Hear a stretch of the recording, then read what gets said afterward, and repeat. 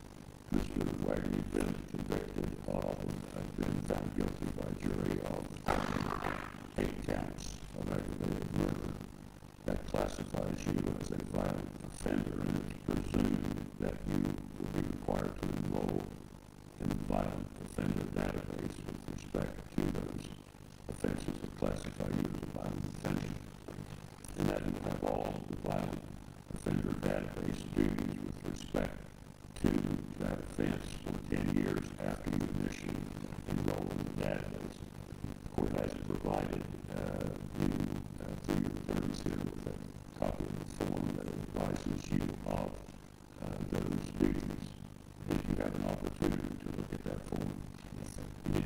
with your attorneys.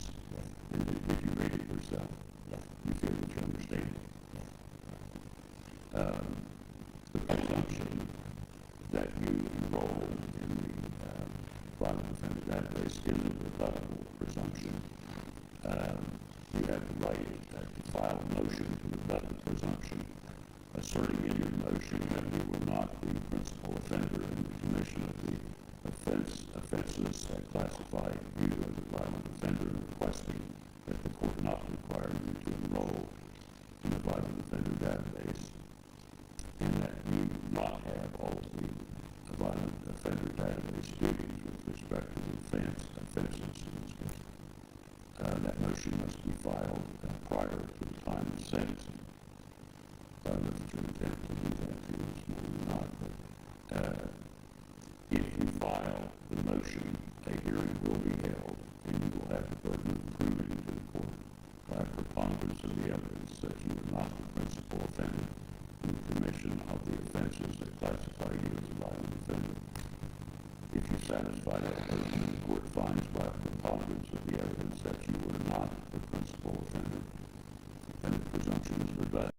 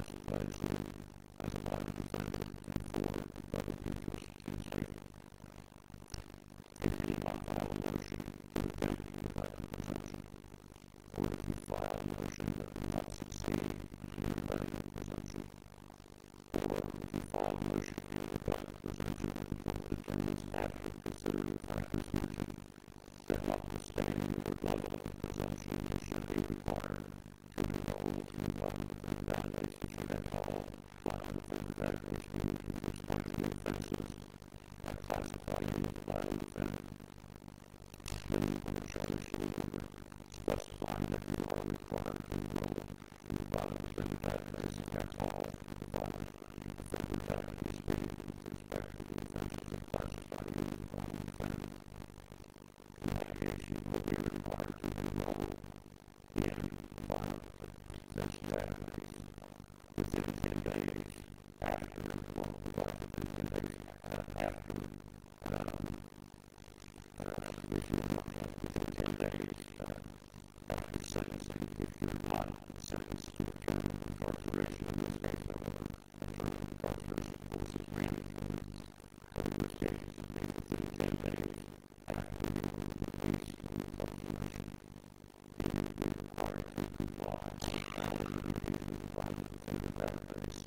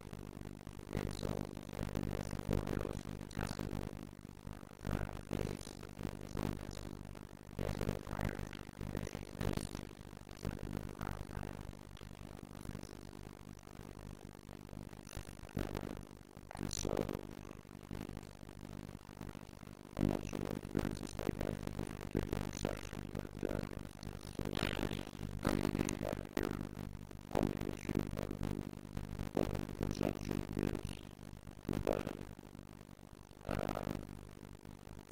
which the court is prepared to do this morning if the party.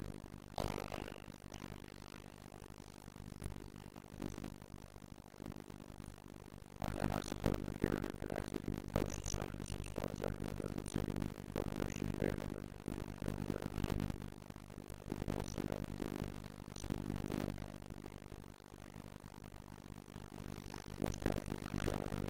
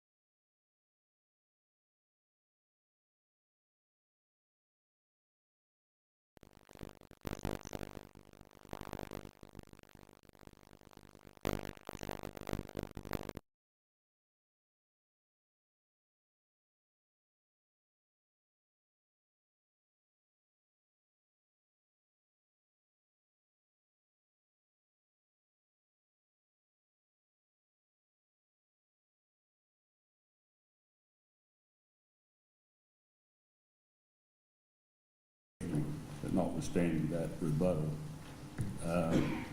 that the defendant should be required to enroll in the violent offender database and should have all violent offender database duties with respect to the offense that classifies offenses that classify him as a violent offender, and he will be required to enroll in that database within 10 days of his release from incarceration.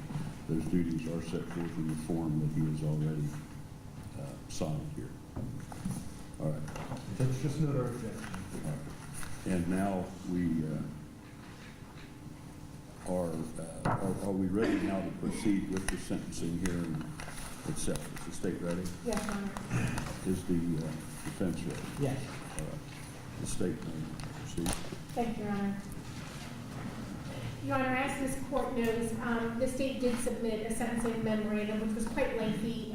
In that sentencing memorandum, we also provided a sentencing chart just for the court's reference, because this is numerous counts with lots of specifications, etc. So I would just ask the court to rely on some of the arguments that the state made during that, in that sentencing memorandum. Specifically, and again, I know the court knows this, the factors that the court is to look at when determining whether an offense is more serious than others of its kind, and or the factors that don't exist to suggest that it is less serious. Additionally, Your Honor, factors where you are to determine whether or not the defendant is likely to reoffend or not. In that argument, I did reference, even though he does not have convictions, he certainly testified to numerous offenses that he and his family have committed, basically for more than over a decade. So again, Your Honor, I would just ask the court to rely on the arguments that the state made in the sentencing memorandum. Additionally, Your Honor, the one factors that I'm going to ask the court to focus on the most today is the impact on the victims and the seriousness of the offense. As this court knows, the overriding, the state or the court is supposed to impose a sentence that is consistent with the overriding principles of the sentencing statute, specifically that the sentence not demean the seriousness of the offense or the impact to the victims. Frankly, Your Honor, this is a day that many of us in this room thought would never come. It has been 6.5 long years since this family behind me learned that the gruesome fate of their loved ones. The crime seemed so brutal and so nonsensical then. They still do, even after, or perhaps especially after, learning what we already knew to be true. That is, that none of these victims deserve to die. None of them did anything to warrant the death sentences they received at the hands of the defendant and his family. Today, I urge the court to focus specifically and mainly on that impact to the families when fashioning a sentence in this case. In this case, you have both the seriousness of the offenses and the impact on the victims. I can't imagine a more serious offense. It has been said far and often that this is one of the most serious aggravated murders in the state of Ohio. Not that any murder, of course, comes without pain and horror for those killed and those left behind, but the killing of 8 people in such a premeditated fashion for literally no reason and all in one night, I would suggest does make this one of the most serious aggravated murder cases Ohio has seen. I think even the defendant has agreed that there are few crimes we have encountered that have more premeditation than this case does. There were 4 months of admitted premeditation in this case. I'd also like to just briefly discuss the complicity posture. As this court knows, the state did try the defendant under both as principal offender for some of the offenses, but certainly as a complicit in the others. As this court knows, the defendant is permitted to be punished just the same as if he were the principal offender as to any of these offenses. And as this court also knows, one of the death penalty specifications that was dismissed says right in the language of the specification itself that if the defendant was not the principal offender, if the offense was premeditated, then that specification would apply. So I would just kind of bring that to the court's attention. Even if he was a complicit in some of these offenses, the law provides that he could have received the death penalty had the state not dismissed the death specs in this case. Your Honor, in a moment, the court, you will hear from some of the family members of those who were killed in this case. Not all, but some. Some, as I noticed in our sentencing memorandum, are no longer with us. Both Gary and Dana's fathers have died since learning of their children's passing. Both mourned and grieved their losses until their dying day. Both wanted more than anything, not only to see them again, but to also see justice in this case. I would submit to the court that the impact to the victims should be paramount. They are at long last, and for the first time, able to address the court and provide this impact information. Up to this point, they have had to remain restrained and quiet. In fact, that was even the subject of a court order, despite having to sit in the same room as people they know killed their loved ones, despite seeing and hearing the graphic details and image of what this defendant and his family did. Today, finally, their voices will be heard. I have read over some of their statements, and I assure you I cannot say anything more powerful or meaningful than what they have written. You will hear from brothers and mothers and daughters and sons, including the now 9-year-old son of Frankie Rhoden, through his mother. I ask the court to hear their words and strongly consider the impact this has had and will continue to have on not just the lives of those who were slaughtered in their own homes, most in their own beds, but of every single person who deserved to have these people in their lives, their children, their parents and siblings and cousins, all of whom they loved. These were people that were killed that night, people who lived and laughed and loved and who deserved to continue to live and laugh and love. You've now heard from 3 of the 4 people responsible for these crimes. You know how cold and calculated and depraved these crimes were, how they self-anointed themselves as judge and jury for these 8 people, how they led a life of crime and never had any remorse about doing so. In fact, they remained proud of how adept they were at it. But this is not yet another in a series of arsons or trailer heists or any other felony they chronically committed. This is the unjustified, unprovoked, horrible, senseless killing of 8 innocent people. He should not get 8 for the price of 1, even though at some point the state recognizes that after all of the firearm specifications, there's little chance the defendant would ever get out of prison. But in this case, Your Honor, I would submit it is the principle of the thing. The defendant does deserve the death penalty. There is no question. All 4 of them do, including Angela, who did not even leave the house that night. But because that is no longer on the table any longer, we urge the court to impose 8 consecutive life without parole sentences regarding the murder of each of these lives, and to impose maximum and consecutive sentences to each of the remaining counts as well, because each and every remaining count in the indictment represents one more step in either the planning, the executing of, or the covering up of these horrific crimes and should be punished as such. The defendant has benefited from his brother's actions. That is the only reason he does not face the death penalty as we speak. He should not benefit even more than he already has for something that he did not contribute.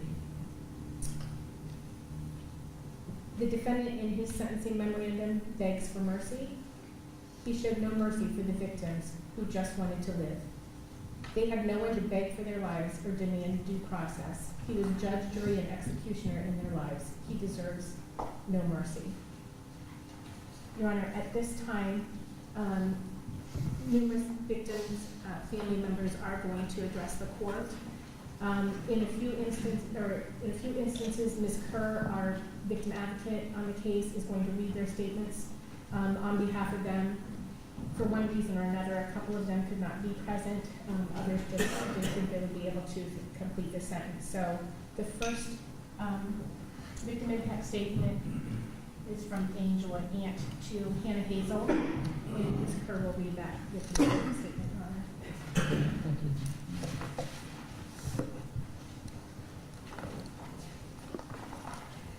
Hello, my name is Angel, and this statement represents the family of Hannah Hazel Gilly. May we please take the time to thank you, Your Honor, for conducting a fair trial. We would also like to thank the jury for performing their civic duties. We know that they sacrificed time that could have been spent with their own families during this trial. We would also like to thank every police officer, detective, every BCI investigator, any person who had a hand in gathering evidence, processing evidence, and following up on every small piece of information given by family members and family friends. Our family would also like to thank Angela Canepa. What can we say about Angela? She listened to our families, heard probably 1,000 theories, and never wavered in finding the truth. She followed the evidence and was thorough in putting it all together like a 1,000-piece jigsaw puzzle. Angela, our family, would like to thank you for the countless hours spent looking over evidence, talking with investigators, and presenting the evidence here. Thanks to you, everyone. Everyone knows what happened that night in April of 2016. For a while, our family was not sure that we would ever know the truth. Thank you for everything, Angela. Hannah Hazel Gilley was born on February 28, 1996. She was the smallest baby born in our family. Hannah was the youngest granddaughter of 7 grandchildren. She was raised by her grandparents and lived on a dead-end road. Lots of friends and family members live on that road, so she rode the school bus with her cousins and kids who she had known her entire life. Hannah attended Northwest schools. She participated in cheerleading and was a good student. She was loved by everyone who knew her. She was funny and beautiful and would light up a room just by walking into it. She attended Northwest schools and then attended vocational school and graduated with a certificate in child development. She competed in a pageant at our local town yearly festival and was known by nearly everyone in our small community. Hannah soon met the love of her life, Frankie Rhoden. They had a lot in common. They both liked to ride ATVs, go to demolition derbies, and just hang out and have fun with friends and families. Frankie then proposed to Hannah. She said yes. It wasn't long until she had moved in with him and had a baby on the way. Both families gathered in excitement at the gender reveal. It's a boy. Everyone was happy. A new member of the family. Both families gathered again for a baby shower, and then in October 2015, Ruger was born. Everyone visits at the hospital excited about the new baby. Hannah loved being a mother. She was a good mother, and she took great care of her new son. Our family had one more Thanksgiving, one more Christmas, and one more Easter with Hannah and Frankie. And then on that day in April, our lives changed forever. A few days later, we were making arrangements at our local funeral home for our 20-year-old beautiful new mother of a 6-month-old infant. Why? Our family is in total shock. Why? Why did this happen? I guess now we know why. The Wagner family. What can we say about the Wagner family members who committed this crime? Let's start with Jake. At least he told the truth. The other Wagner, I suppose, his story's yet to be told. And George, here today, this was his last-ditch effort, hoping that there was some mistake in the evidence or a technicality that might just set him free. But Angela, wow, what mother plots and plans to murder 3 other mothers? 2 young mothers nursing their infants at the time of their death. What kind of mother is she? Now, none of those Wagners want to face capital punishment conviction. They don't want the death penalty. They don't want to die. How ironic is that? Well, karma drives a big bus, and you will eventually reap what you have been sown, and you will pay the price for what you have done. No one even must do anything, because it is true, what comes around goes around. To you, Hannah was just collateral damage in your sick and twisted plan. Her life meant absolutely nothing to you, but to our family, she meant everything. We love her and we miss her, and we would give anything to have her back. Instead, she has been laid to rest beside the grandparents that raised her on that same dead-end road, only about 300 feet from the same driveway where she always caught the school bus. This is a very sad story, and what makes it even more sad is that it is true. Thank you, Your Honor.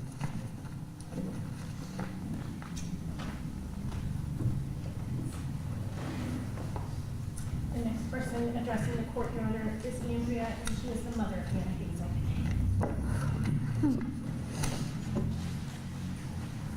Thank you, Judge Deary, for this time to address the court today. May I speak directly to the defendant?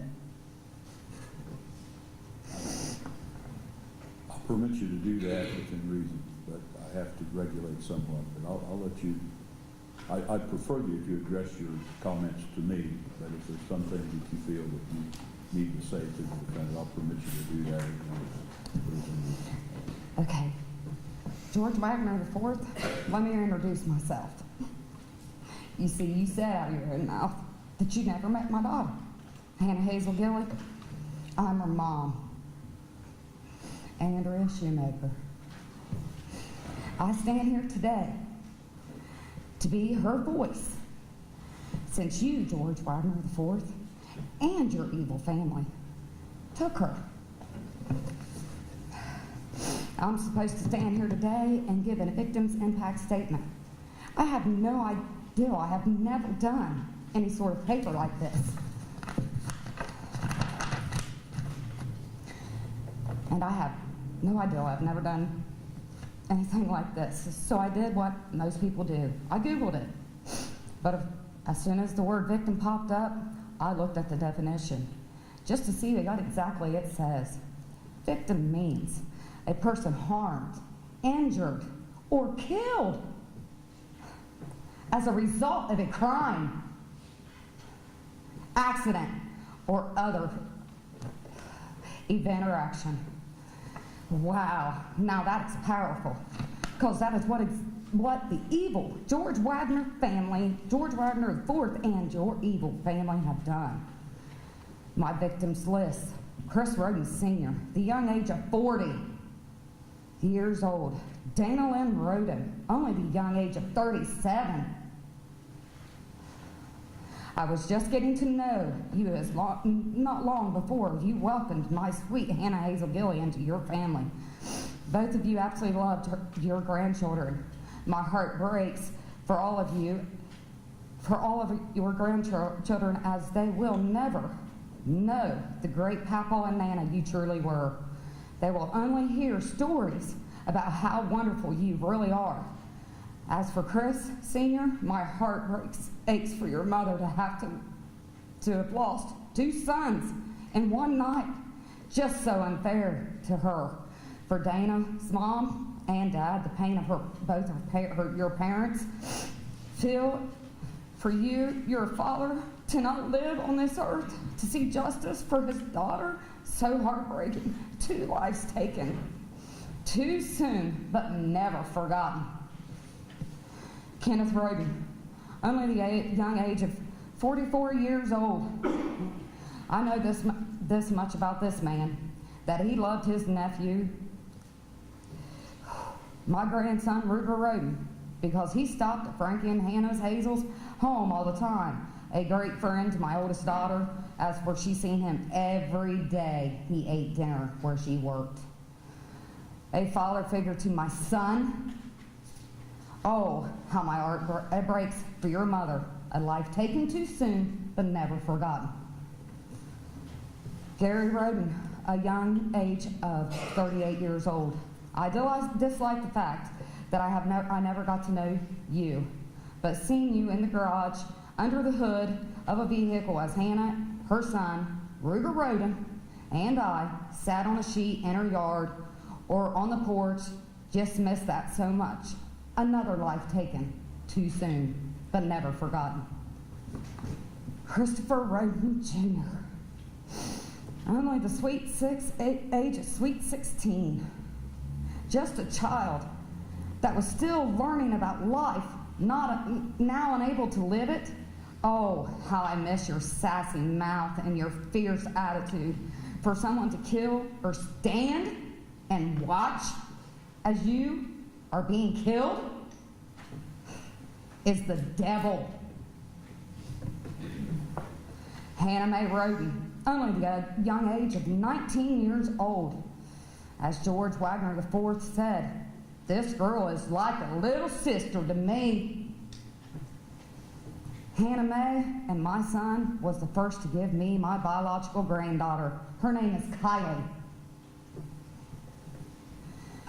Hannah Mae was such an innocent young lady, a great mother to 2 beautiful girls. I watched your baby girl, Kylie, mourn to know who her mommy was. I answered questions that should have never had to be asked in the first place. My heart is forever broken that she and her sister will never know the mommy you were. Another life taken too soon, but never forgotten. Frankie Rhoden, my soon-to-be son-in-law, the young man that gave me my first grandson, Ruger. The love you have for my beautiful baby girl, Hannah Hazel, as well as your two sons. The birthdays, the Easters, the mornings of Christmas, just all the sports and holidays that were taken from you. Oh, how my heart aches to see you, to hug you, to have you pester me, to have you eat all of what I cooked for dinner and lunch. My heart aches for you, son, your sons. One was only the age of 3 when the evil George Wagner IV, who said you were like his best friend, and his evil family, all were cowards and killed you. My grandson was made an orphan in one night. I see the pain in Ruger's eyes. He mourns for a dad! So bad! And it is something he will do for the rest of his life, is want his daddy. Oh, and Hannah Hazel Gilly, my baby girl, only the age of 20, gone mad, who fell in love with a young man, Frankie Rhoden, the love of Hannah Hazel Gilly's life. Hannah Hazel was the first of my children to give me the blessing of becoming a mammal. And Hannah Hazel Gilly, lost my spot. Hannah Hazel Gilly was a first-time mom to her beautiful son, Ruger. And what a mommy she was. She loved her son with her whole heart. And for her to only have 6 months of his life, that is the one thing she wanted to see in her whole young life, is to watch him grow up, watch him hunt eggs at Easter time, the look on his face when he sees the Easter bunny for the first time, the look on his face on Christmas morning after Santa came, and his reindeers left the gifts, because he made the nice list. Open presents for birthdays, just all the fun things a mommy and daddy do together. My baby girl, I miss you beyond words. Another life taken way too soon, but will never be forgotten. Number 9, the list of victims gets longer. The 8 lives are just the ones no longer on this earth. We, as a new family, the Gilly, Manleys, and the Rhodens, have all suffered, no matter being the grandmother, grandfather, mother, father, brothers, sisters, aunts, uncles, nieces, nephews, cousins, friends, true best friends. Children left with only a mom, children left with only a father, and children without a mom and dad at all. We are all suffering, hurting, always heartbroken, forever without our children. All because the devils like the dark. Devils hunt at night, just like you, George Wagner IV, and your evil family did on Friday, April the 21st and 22nd of 2016. Next, the word impact. What it means. Have a strong effect on someone or something. Oh, what an impact the evil George Wagner and his family have had on me. I went to sleep on a Thursday, April 21st, 2016, was woke up in the early hours of April 22nd, 2016 from what I thought was a simple nightmare that I couldn't remember. Made coffee like any other morning.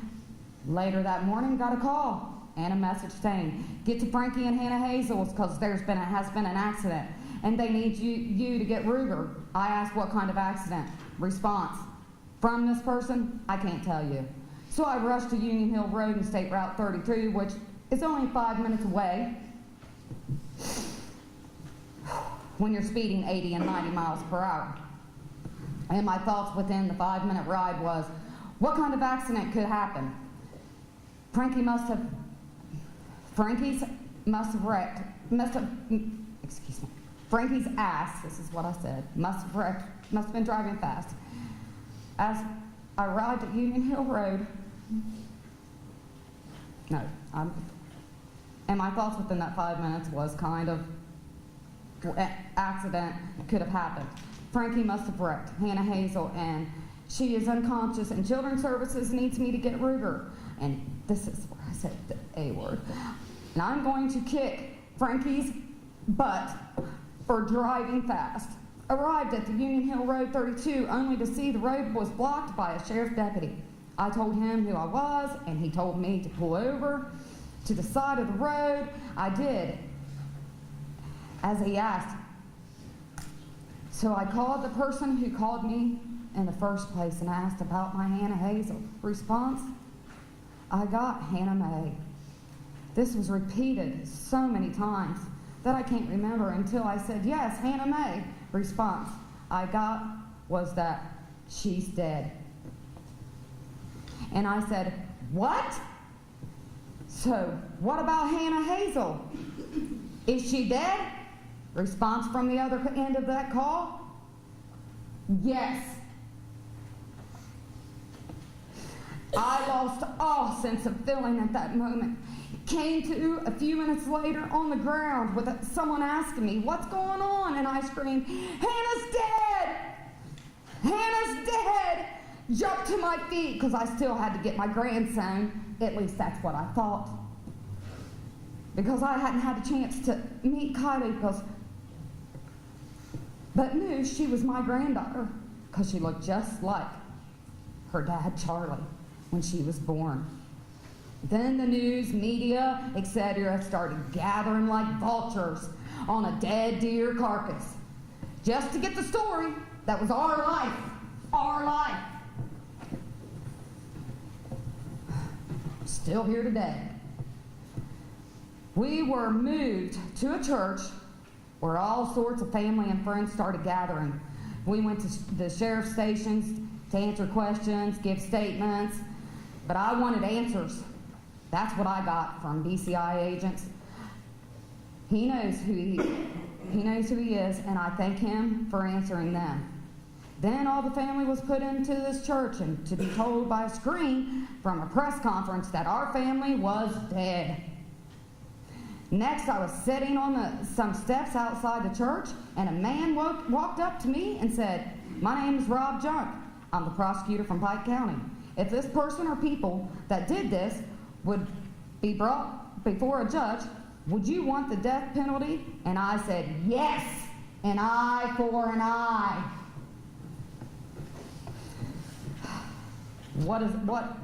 An eye for an eye is what my mama always taught me.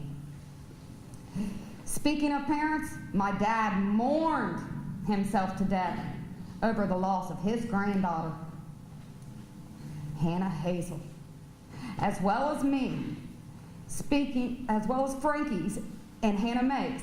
So I feel as if you killed my dad when you and your family took 8 lives in one night. The fact that all Hannah Hazel Gilley's nieces, nephews, cousins, aunts, uncles, sisters, brothers, and good friends still suffer with heartache. Am I here? Lost. Heartache to see her, to hug her, to hear her voice, just to have her in their lives like she once was. My many regrets. I have many regrets and what ifs because of the devils you are. Finally, the word statement, which means a definition or a clear expression of something in a speech or writing. I pray to God that you get to see the heartbreaks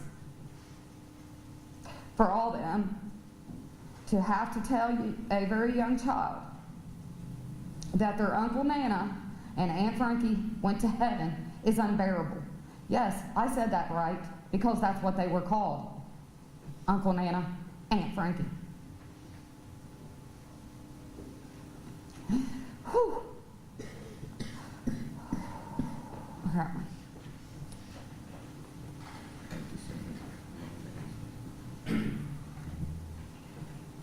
I went from seeing my grandson, Ruger, every day until the day I found out she was dead. Then he was placed in strangers' arms, and I went 2 months without seeing him at all. Then we fought to get him in our family, where his mommy would have wanted him. And I know George Wagner IV and his family have no idea how to deal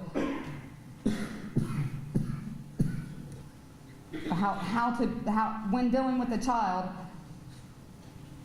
I hope they have no deal with dealing with a child again, and I pray to God that your son learns what kind of a monster you really are and never wants anything to do with you.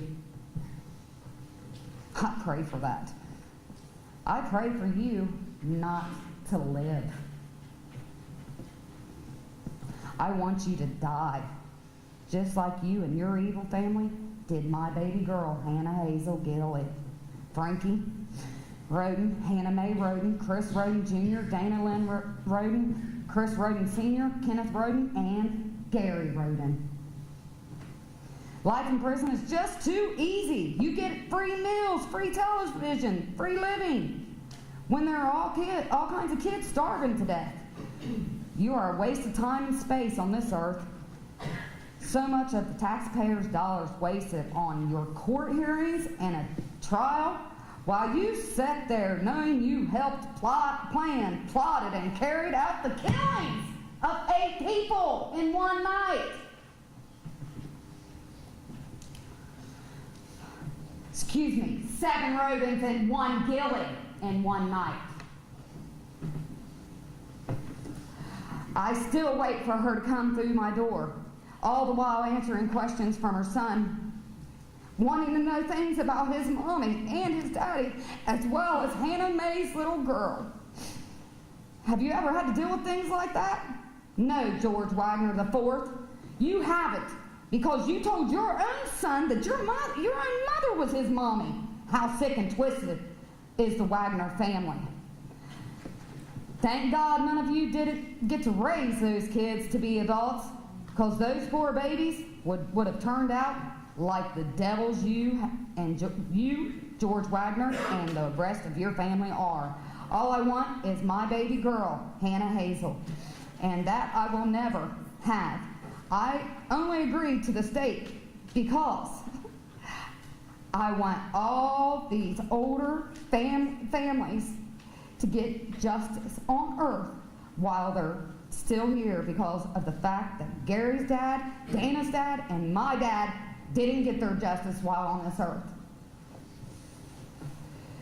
This is the most monstrous act. Your cousin said it the best.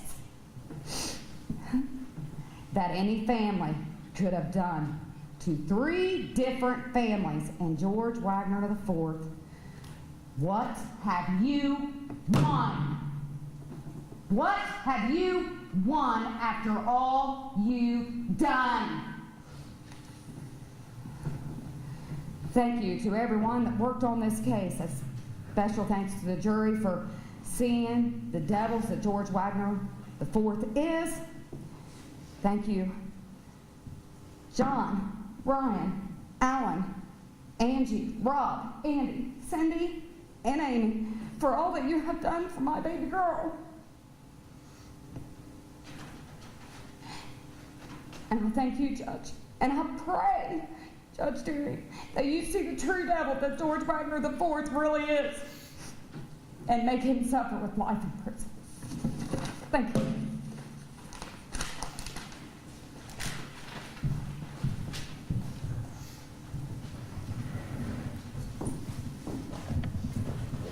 Next will be Kendra Rhoden.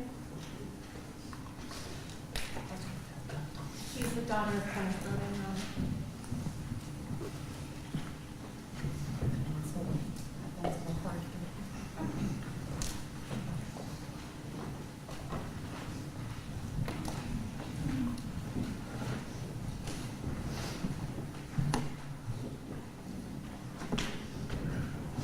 As I stand here today, I know I should feel peace. I should have peace because you have been found guilty on all 22 counts. I should feel relief that justice is being served. But there is no real justice, and peace is not a feeling I have. Hannah Mae was my peace, and because of you and your family, she is gone. 8 lives taken and so many more traumatized by the horrendous acts committed by the Wagner family. For months, I was riddled with questions of who and why. I tried to find solace in the belief that most of my family members died instantly from being shot in the head. Unfortunately, that was not true. When signing for my father's lifeless body, the coroner stated my father died within minutes of being shot. Minutes, not seconds. So now I'm left wondering, for how long did he remain conscious? Did he feel the pain? How long was he conscious for, knowing his death was imminent and there was nothing he could do? What went through his mind in those moments that I imagine felt like hours as he died alone? What about Hannah Mae as she lay next to her nursing infant? Did she die in fear, not knowing what would happen to her child? How long did she lie there helplessly, knowing she could do nothing to protect her infant from the evil that stormed through her home that night? The questions were accompanied by nightmares night after night. Lack of sleep drove me crazy. I thought I could not escape it. Every time I closed my eyes, I was taken back to that horrific moment I found out that my family was murdered and what I believed they went through. Screaming out in horror for Hannah to wake up and run as her attacker approaches, but nothing I done changed the outcome. Unfortunately, when I woke, I still could not escape the terror. It was and is still real. It wasn't just another terrifying dream. Sons and daughters left without their mothers and fathers, a mother grieving her son, a daughter-in-law, and her grandkids.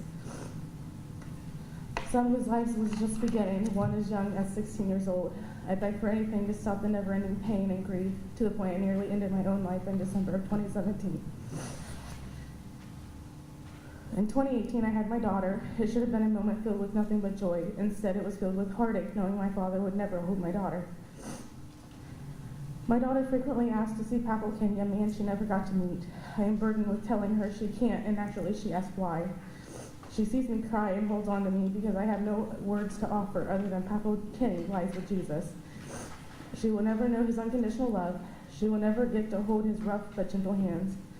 She will never get to experience how Papa Kenny's strong embrace made the world melt away and made everything better.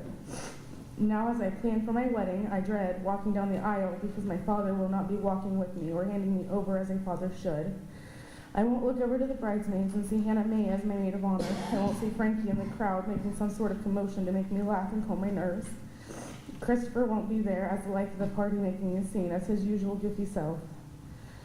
Furthermore, I'm reminded that Hannah won't be there for her daughter's first heartbreak to comfort them. She won't be there to teach them and help them grow into the beautiful women they will be. Hannah will not be there to prepare them for their big days. She couldn't even be there for her youngest daughter's first steps. Frankie will not be there to teach his boys how to be men. He won't be there to share knowledge and prepare them for the hardships of the world. You see, 8 lives were taken in the most brutal of ways, but many more lives were stolen. You took moments that were no more yours to take than the lives you and your family took. I am sorry you never got to know the unconditional love of a mother and father, but it does not excuse your participation in the grim murders your family committed as a whole. You yourself stated anyone who committed such a horrendous crime should be punished with death. My family and I are not asking for your demise, but I do ask that you receive the max penalty. It is not justice, but I believe in my heart it is the closest we can get.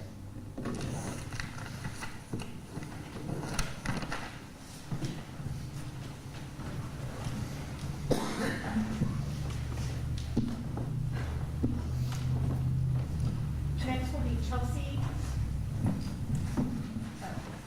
Your right wrongly there, sorry. Okay, she is the mother of Brentley and, Well, thank you, Your Honor, for letting us come up here. My first little statement is actually one that my son has written himself, a victim of the night, who is now since turned 10. There's a lot of things that he doesn't even want to discuss with me. There's a lot of things that he doesn't even come to me and talk to me about because he's scared. But he has written this himself and brought it to me.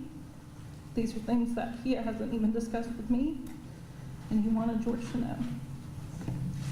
Dear George, I find myself wondering why you killed my daddy. There are things that make me sad because I can't learn from him. He could have taught me stuff like working on derby cars and coon hunting. My mommy tried, but it's not as good as Daddy was. I have been scared since that night, knowing bad guys came into my house while I was sleeping. I am always scared now that I will lose my mommy. You did that to me. I just want you to know that I hate you and your family. These are the words of a 10-year-old boy. Gets to grow up without a dad who doesn't have a dad. I couldn't imagine that. Your kid is only 6 months old, younger than mine.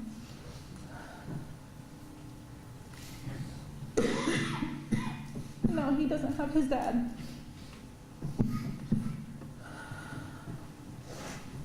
Just want to follow with my own little statement here. The impact death has on children can be difficult. They feel it, they understand it, no matter how old they are. For a child that has the parent murdered while they sleep in another room and being watched as they sleep is honestly, there's just no word for it. For him to tell me he watched his daddy's hand fall while he tried to wake him up because his baby brother's scream is traumatic itself.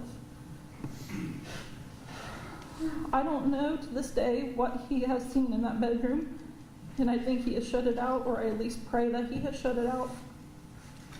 But knowing that he has seen stuff hurts my heart so much. The sleepless nights, the panic attacks, and constant worry is so exhausting. You and your family did that, not thinking of that though when you made those choices to end multiple lives. You made decisions thinking it would make your life easier. How about a boy who's missed out on growing up with his brother? The one person who gets him in this mess misses out on those things. Did you know at the time there is no childhood therapists, trauma therapists, who cover Ohio's largest crime in or around Scioto County? As a single mom who was only 21 years old at the time, dealing with losing people so close to her, had to travel just to get her kid the care he needed to have to be so strong. And just to have to be so strong for someone who is dealing with that, with far more than I could ever imagine. You know what kept me going through? Knowing I had an amazing support system to keep me going, even though it bothered them too. Secretly, I know her heart breaks, and that is my mama. That is what a real mom does. They don't cower down and plot to kill an entire family because they don't get their way. My mother has loved every one of these Rhodens, including Hannah Hazel. They still treated us as family because you can have a civil relationship even if you're not together. I was always raised to love someone. I still love the father of my child. We were just better apart. It made the real thing that mattered happier, knowing his parents were happy together or apart. That's called healthy co-parenting. I look back now on the times I had to spend with you and your family afterwards. The times that you guys wanted to be so close to me, and now I get it. I felt so uncomfortable, but I wanted so bad for B to still have a relationship with his Soapy Suds, but I knew deep down I didn't ruin that. Jake told me I did, but I didn't ruin that. You and your family did. The moral of me getting up here, though, is to continue to show my baby how strong I am and will continue to be. This is his story, and I'm just living it. We may have been friends in the past, but for you to get up there on that stand and take an oath and still lie on me, Excuse me, Your Honor, but I hope you burn in hell, George.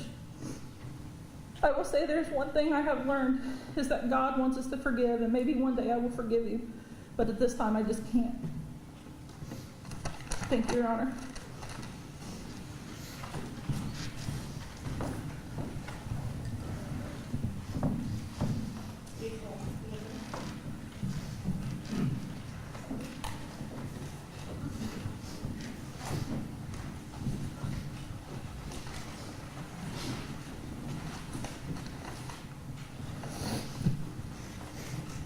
Hello, my name is April Manley. I'm the wife of James Manley, brother of Dana Rhoden. As I stand here today, I realize I'm standing here for my father-in-law, Leonard. See, Leonard fought a short fight with liver cancer. All he wanted to do was be with his baby girl, Dana Rhoden, and make sure she was okay.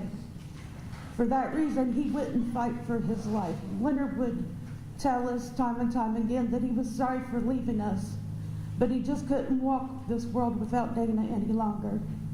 He made me promise that I would see these trials through, that I would be at every court date. So here I stand today at the end of one of them. I don't only stand here for Leonard, but myself as well. You see, James Manley and I will be married 28 years this week. The Rhodens are not just not. The Rhodens are also my family, but in heart as well. I was the maid of honor at Dana and Chris's wedding. I was at the hospital at the births of Frankie, Hannah, and little Chris, or as I call them, Spanky, Hanny, and Monkey. I was also at the births of Frankie's boys, Hannah's girls. But due to Dana being a young mom and a full-time student and working full-time as TNA from graduation till her death, I babysat Frankie, Hannah, and little Chris from the time they was born until they was old enough to stay by themselves. Even after they was old enough to look after themselves, I would still see them daily. That's why I refer to them as my babies. Then comes the morning of April 22nd, 2016, where all of our lives changed forever and will never be the same again. Not one, not two, but 8 family members were taken away from us. It was like the bottom fell out of my soul. Hundreds of people around me, but I felt like I walked this world alone. Weeks of being in denial, even after seeing them laying there in their coffins, looking at them saying, "That's not my loved ones, they look nothing like them. Their faces so unrecognizable."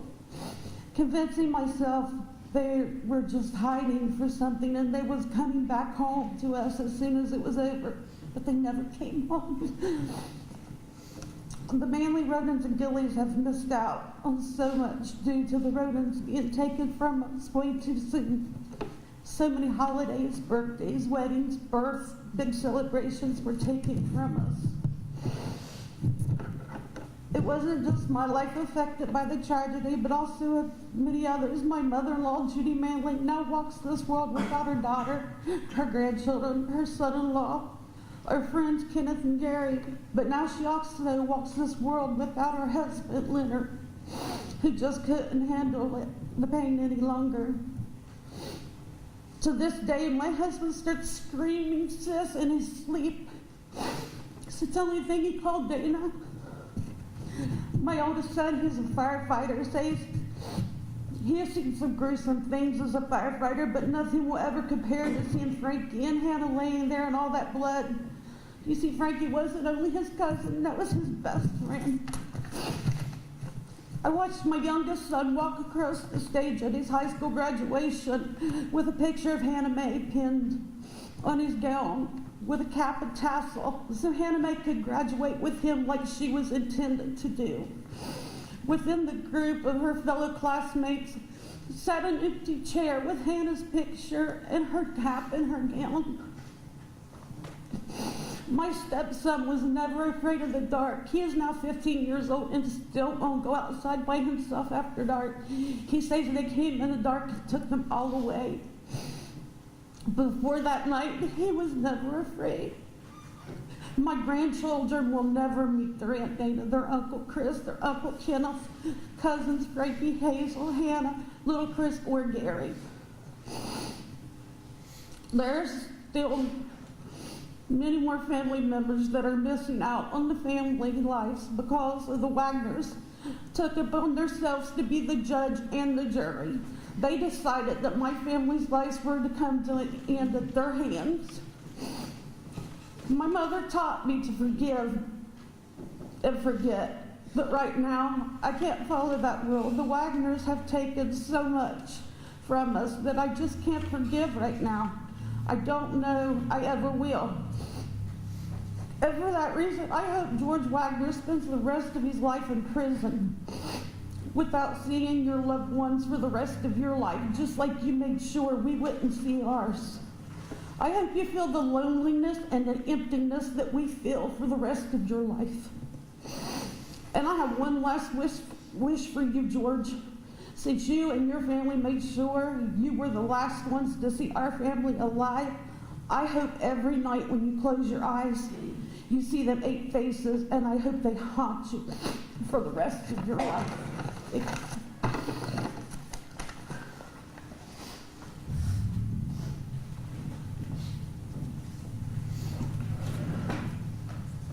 Ms. Kerr is going to read.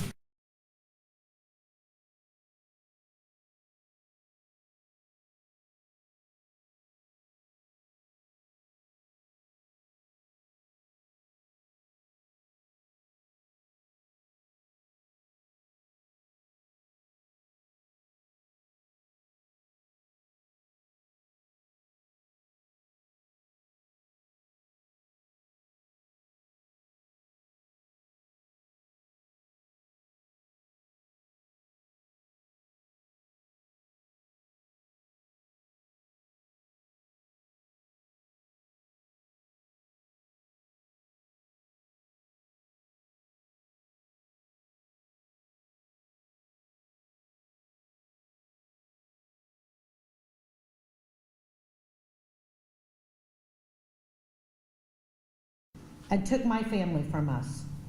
It is not fair what you did. There is no real explanation what you did or why. Since that day, you have shown no remorse.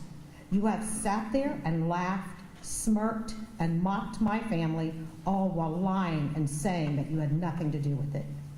You're a coward, and you're not worth oxygen you're wasting right now.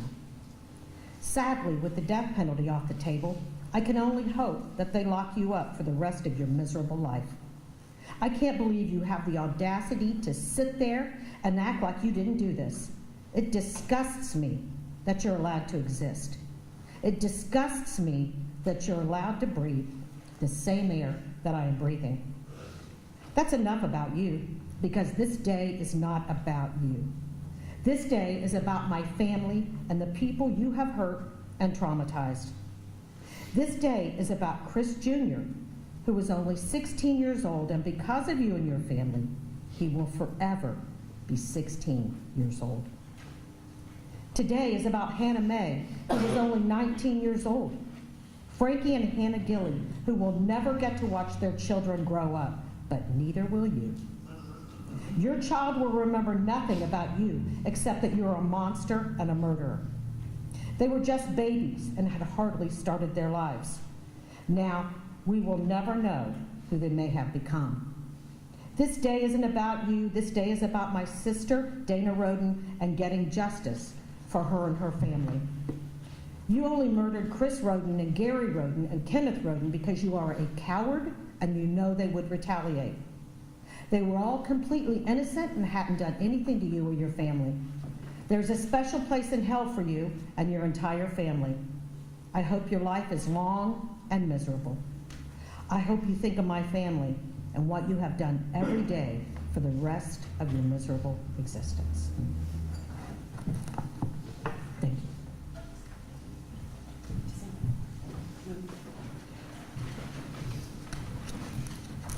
Your Honor, Ms. Kerr is going to now read a statement from Ruth Rhoden. Ruth Rhoden, victim impact statement. I would like you to know that you killed more than 8 people. Kenny, Gary's father, literally grieved himself to death over the murder of his son and the others in the family. Gary was a good-hearted person, and he would give you the shirt off of his back. He never missed his father's birthday or mine. He made it to every holiday.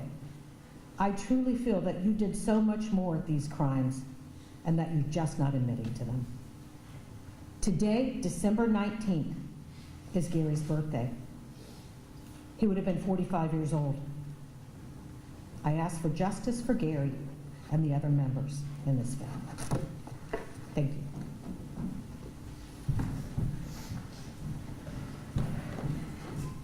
Kayla?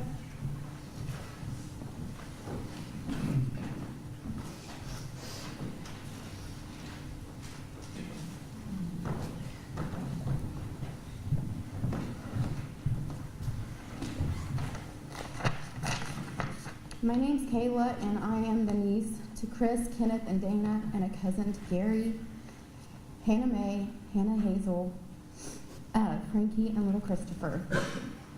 This is not a victim impact statement for myself or the rest of my family. This is a plea that you sentence this man to the maximum penalty for all charges. George may not have shot anyone as it was told or an attempt to lessen his role, but he was still there with the intent to kill at least one victim. He helped plan this, he helped in executing it, and then he helped in trying to cover it up. He helped hand a death sentence to all 8 victims, and then he helped, but Your Honor, this isn't just about these 8 victims whose lives were taken. This is also about 4 children. 4 children whose lives were torn apart because of this man and his actions. Brittonley must live with the fact that he woke up to find his daddy and soon-to-be stepmommy dead. He had to see his baby brother covered in blood. We don't know what would have happened had he woke up while 3 men were in his home, and we thank God every day that he didn't. But Brittonley at least has his mommy, who can be both parents, but he will forever have a part of him that will never heal from this because he will never have his father or his close family again. Ruger will never know what it was like to have both parents, and he was so young that he will never remember them or remember the love that they had for him. That's the same for Kylie. She will never know her mother's love or the possibility of having a father who chose to be that to her.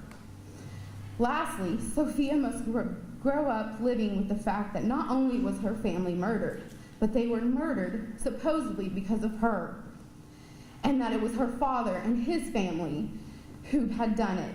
See, all of us in the Rhoden, Manley, and Gilly families try to make life as normal as we can for them, and we try to show them that they are loved. So I ask you, Your Honor, to please sentence this man to the maximum penalty possible, because he sentenced 8 people to death and 4 children to a life sentence of pain and suffering. He does not deserve freedom outside the walls of a prison cell. Thank you.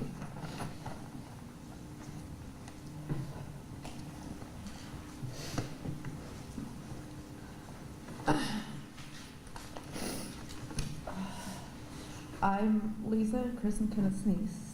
Thank you, Your Honor, for allowing me to speak on behalf of my family today. I will continue to be their voice and will be relentless in making sure justice is served. I am not only here to make an impact statement, but to appeal to you, Your Honor, to give George Wagner life without the possibility of parole. Growing up, our parents tell us monsters do not exist, but I had come to know that as a lie in my adult life. Make no mistake about it, George. You want to portray an innocent act and act like you were distant from your family, but the hard truth is, you are one and the same heartless monster who helped brutally murder 8 people and never once backed out or reached out to stop this cruel act before it happened. It's hard to truly convey the impact of something of this magnitude. There are so many moments that have made an impact on me greatly over the last 8 years, 6 years, sorry. But a few of those moments are very painful moments that I will forever remember vividly. Going into a funeral home and seeing 8 caskets lying along the wall of our loved ones, walking into that room with my family.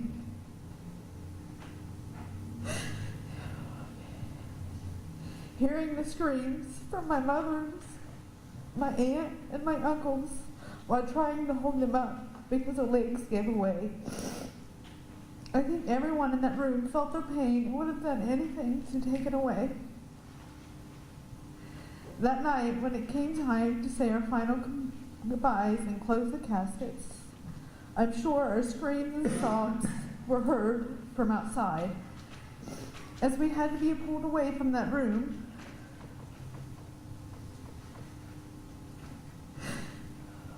my grandmother, bearing 2 children and 3 grandchildren, no one should ever have that burden and pain. 6 years and 8 months later, we still have these unbearable moments where we feel like we could just break, knowing the callous way they were taken from us. If this is not enough to convince someone George is the cold-hearted monster who deserves to never leave prison, he stood outside my 16-year-old cousin's door, waiting for his brother to go in and assassinate my little cousin. Little Chris went to bed on April 21st to get ready for school the next day, and he would never wake again. This cold-hearted, barbaric man who said Hannah Mae was a baby sister stood by while his brother went into her room and murdered her while her newborn baby girl lay beside her. He stood in my cousin Frankie's trailer again, supposedly his friend, while his brother slaughtered my cousin and his fiancée while their baby lay between them. And Frankie's little boy lay sleeping on the couch. His son, who was 3 at the time, would be the one who would go into Frankie's room to see his daddy, and his daddy's fiancée covered in blood. And they wouldn't wake up. This is a scene of utter devastation that no one should ever have to witness, let alone a 3-year-old child.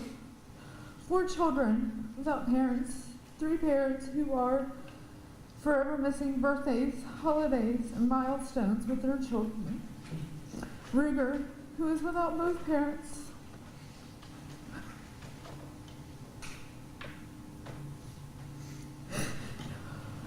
Was too young to know how much he was really loved by his parents. Kylie, who will never get to experience her mother's love. Brentley, who deserved his father's guidance and love throughout his life.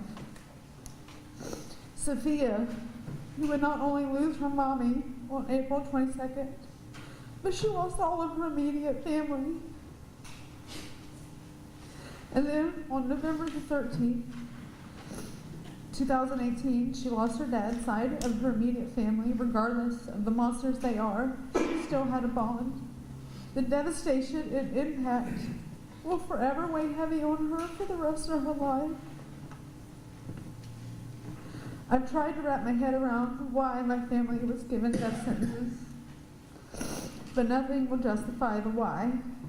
My cousin, Hannah Mae, was given a death sentence because she was a strong-willed mother who wanted to raise her daughter and continue to grow her family outside the Wagner's control.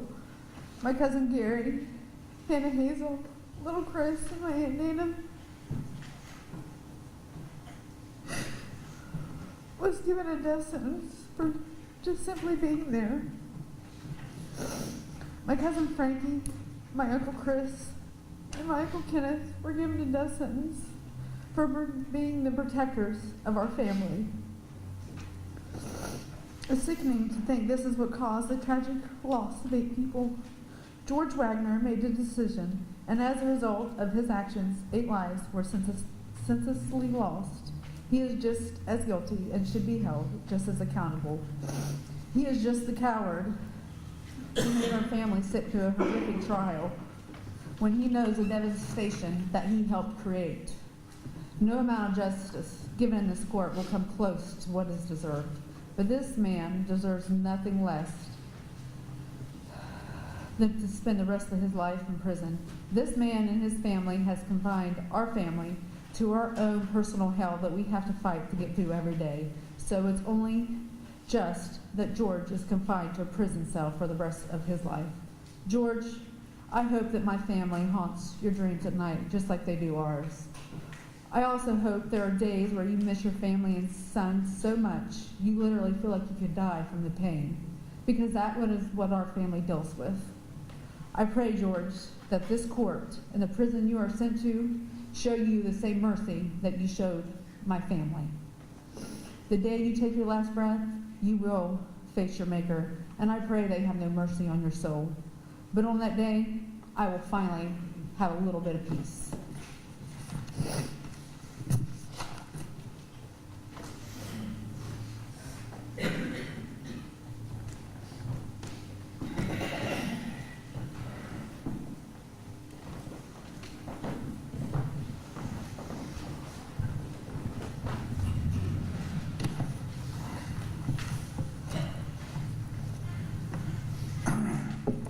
My name is Tony Rhoden.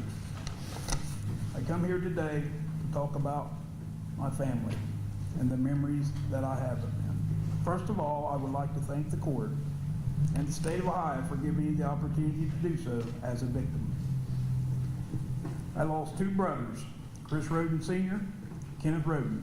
I also lost a niece, Hannah Rhoden. I also lost two nephews, Frankie Rhoden, Chris Rhoden Jr.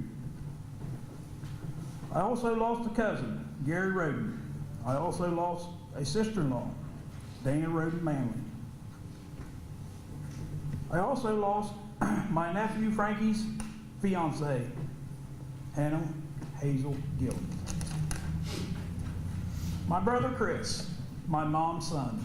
As a boy, he always had a lot of questions, just about things like, Tony, why does the chicken have two legs? Or, Tony, why does the water flow that way? He loved playing in the creek. When in the creek, we would get up, Chris and I and my other brothers, Stephen and Kenneth, would build small toy boats. We'd use whatever we could find, and we'd have boat races. I would let them win sometimes. 3 of them, 1 of me. We would take 5-gallon buckets and get behind skunks that was in our garden. Sneak, put the buckets on them. Catch them. So catching them in buckets, but not thinking about how to get the lids off of the buckets without getting sprayed. So we would turn them loose. To this day, I do not know how we didn't get sprayed. Chris hated school. As a young boy, I would have to chase him down and carry him to the bus. We all would wait for the bus to pull up the lane. Then, when it would, he would run across the cornfield. But later, as a teenager, he began to like school a little better. But still didn't want to be there. He could go 3 days a week and still was able to get straight A's. He could not wait to get a job and make money. I always admired his ability to watch and learn. Him and I and Robin, our boss, and a gentleman by the name of that we called Paul. Paul was 70 years old at the time. We built a playground, a pirate ship, just from us 4 getting together and talking. Chris always had the ability to look at a project and bring it to life. I love that about him. Chris got married and had 3 kids. He loved them. Was a big softy when it came to them. And I would talk about parenting with him a lot. Chris loved to work. He loved spending time with his family. He was very soft-spoken. People would ask me often, Tony, does your brother Chris ever talk? I would reply, that's his nature. If Chris could help someone, he would. No matter if he knew them or not, he would help. We would talk about fireworks a lot. He loved fireworks.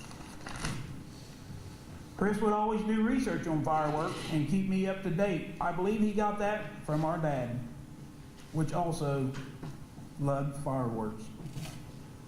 I have so many memories of my brother Chris that I wish I could put them all down on paper. So whoever hears this today could see through my memories how my brother Chris really was.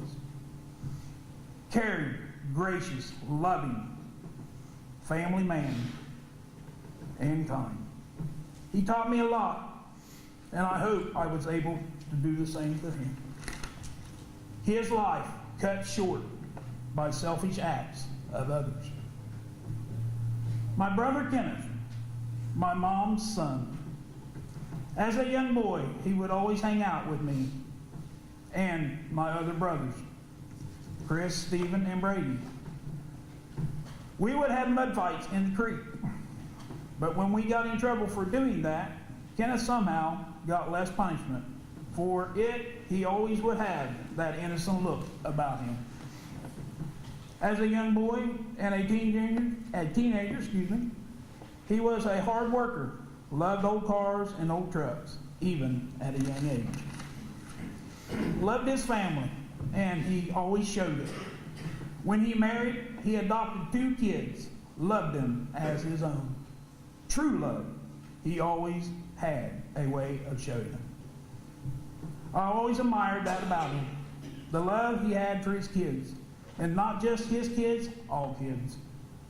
I always felt I was the lucky one to be able to work with him and just see how, as a hard worker, he really was.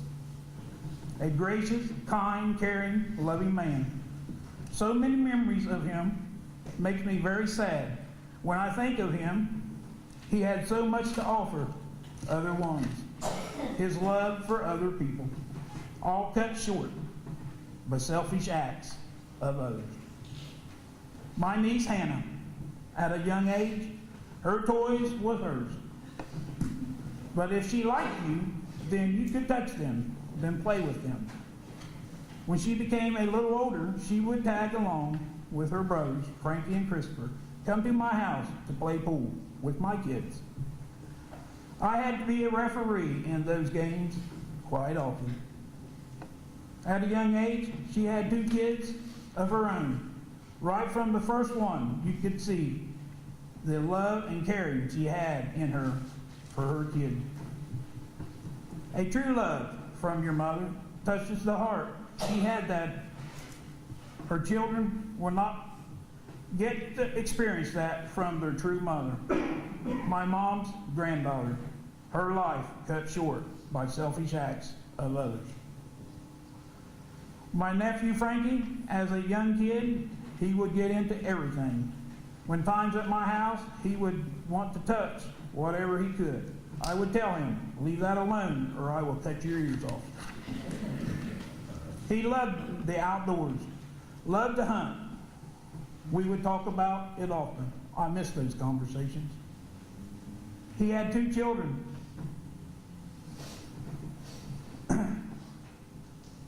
Of them, a loving dad was becoming a good worker.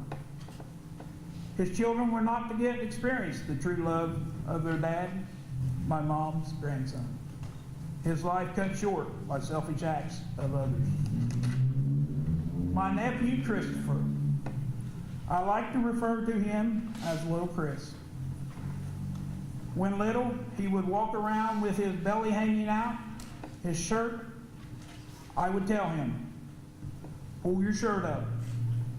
He would, but then that belly would pop right back out. If it had a motor on it, he was on it. He loved riding motors. One time my boss at work let him take a brand new Reaper. They were like small Jeeps for a test ride. My boss told him, do not go off the main road in the campground. Did he listen? Nope. Went trail riding. and found the biggest mud hole he could and buried that reaper in it. Well, guess what? Guess who got the phone call? Uncle Tony, he says. What are you doing? I say, house chores. He says, drop that and come get me. I am stuck in a mud hole. So we talked a bit, so I leave to get him out of the mud hole.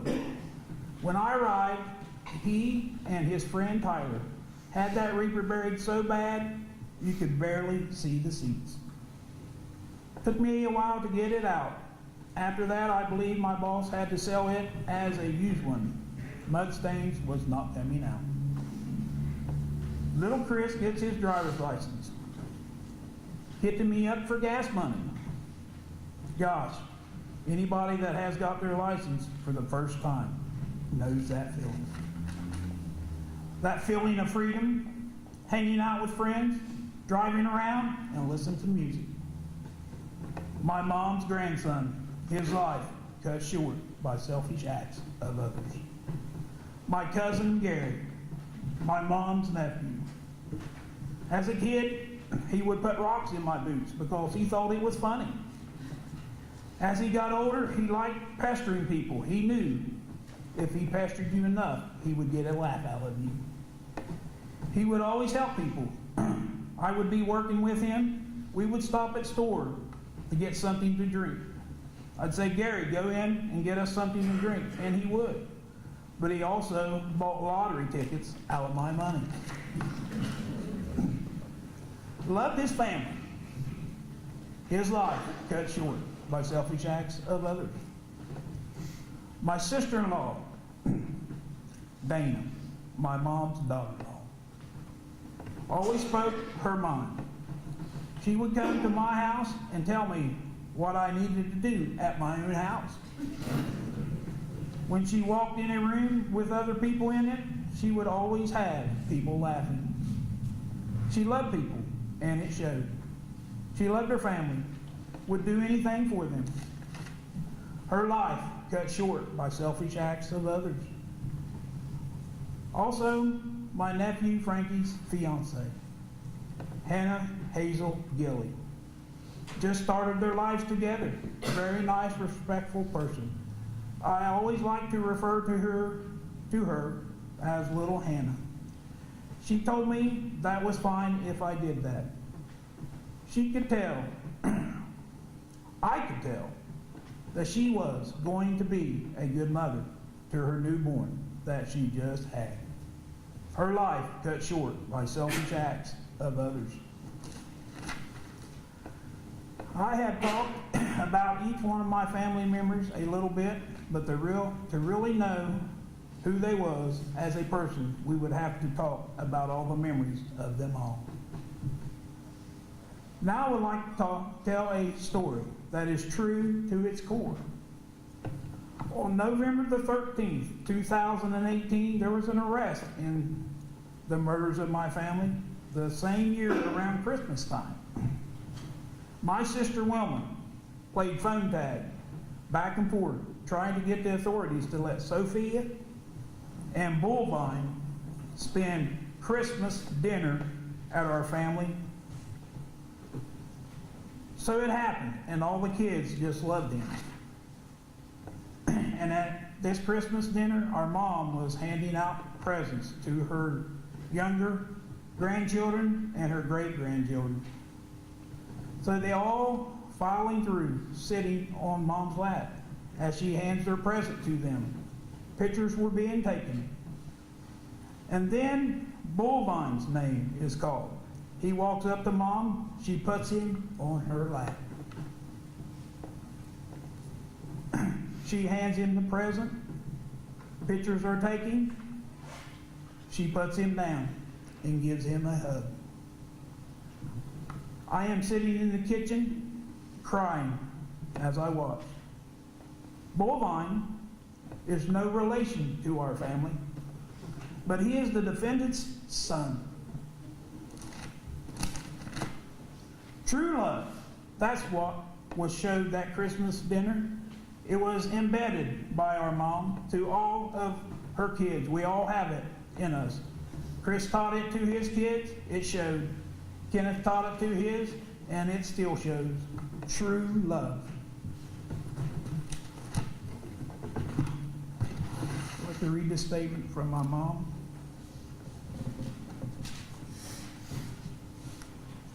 Geneva Rhoden. George Wagner, you are still breathing. My 2 sons are not breathing.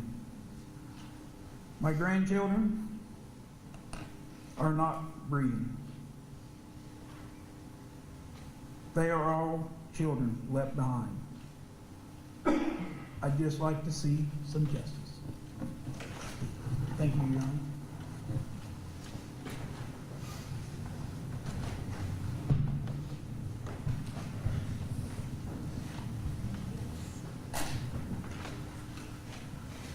That's all the way to the impact statement, John. Let's take a 10-minute 10-minute recess.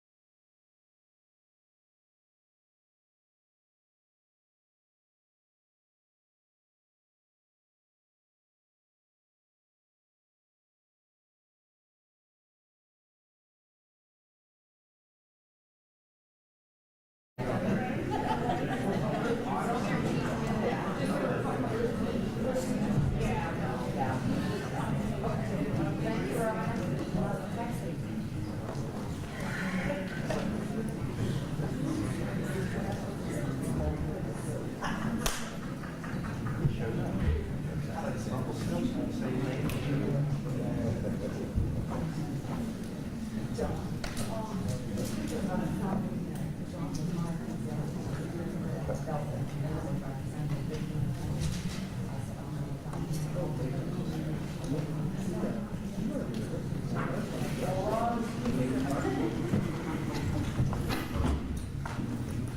Thank you. Please be seated.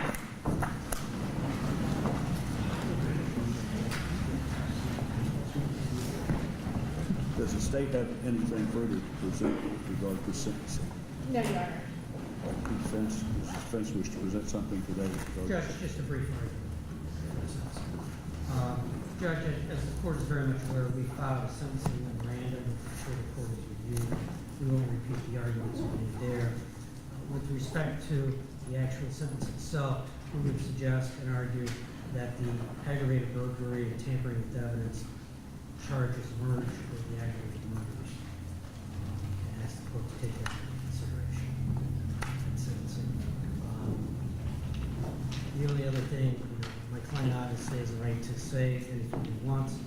In discussing this with him, he's not going to make a statement. The court heard his testimony. He maintains his innocence. And we would simply ask that at the appropriate time, the court appoint appellate counsel and waive fines and costs based on his indigent status. When we file, we file a poverty affidavit with the motion for appointment of counsel, which applies to the costs and fines. Thank you. All right, you indicated that you felt what merged? The aggravated burglaries associated with the aggravated murders, and I believe the court instructed the alternative of tampering with evidence when the jury was considering the aggravated burglaries and murders as an alternative of tampering with evidence. So we think, based on the facts and the jury's verdict, that those counts. What the state wishes to respond to the statement of the defense counsel's statement concerning the merger of any of the offenses? Yeah, Your Honor, I'm unclear.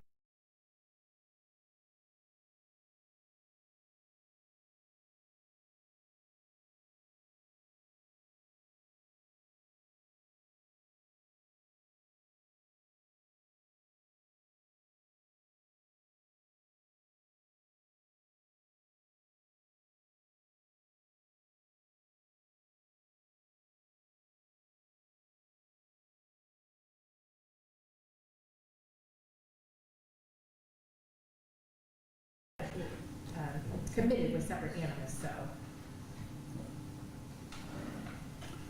so. Mr. Wagner, is there any reason that you want to state as to why sentence should not be pronounced and imposed immediately in this matter? No. Is there anything that you wish to say on your own behalf or any information you wish to provide in mitigation of punishment? No.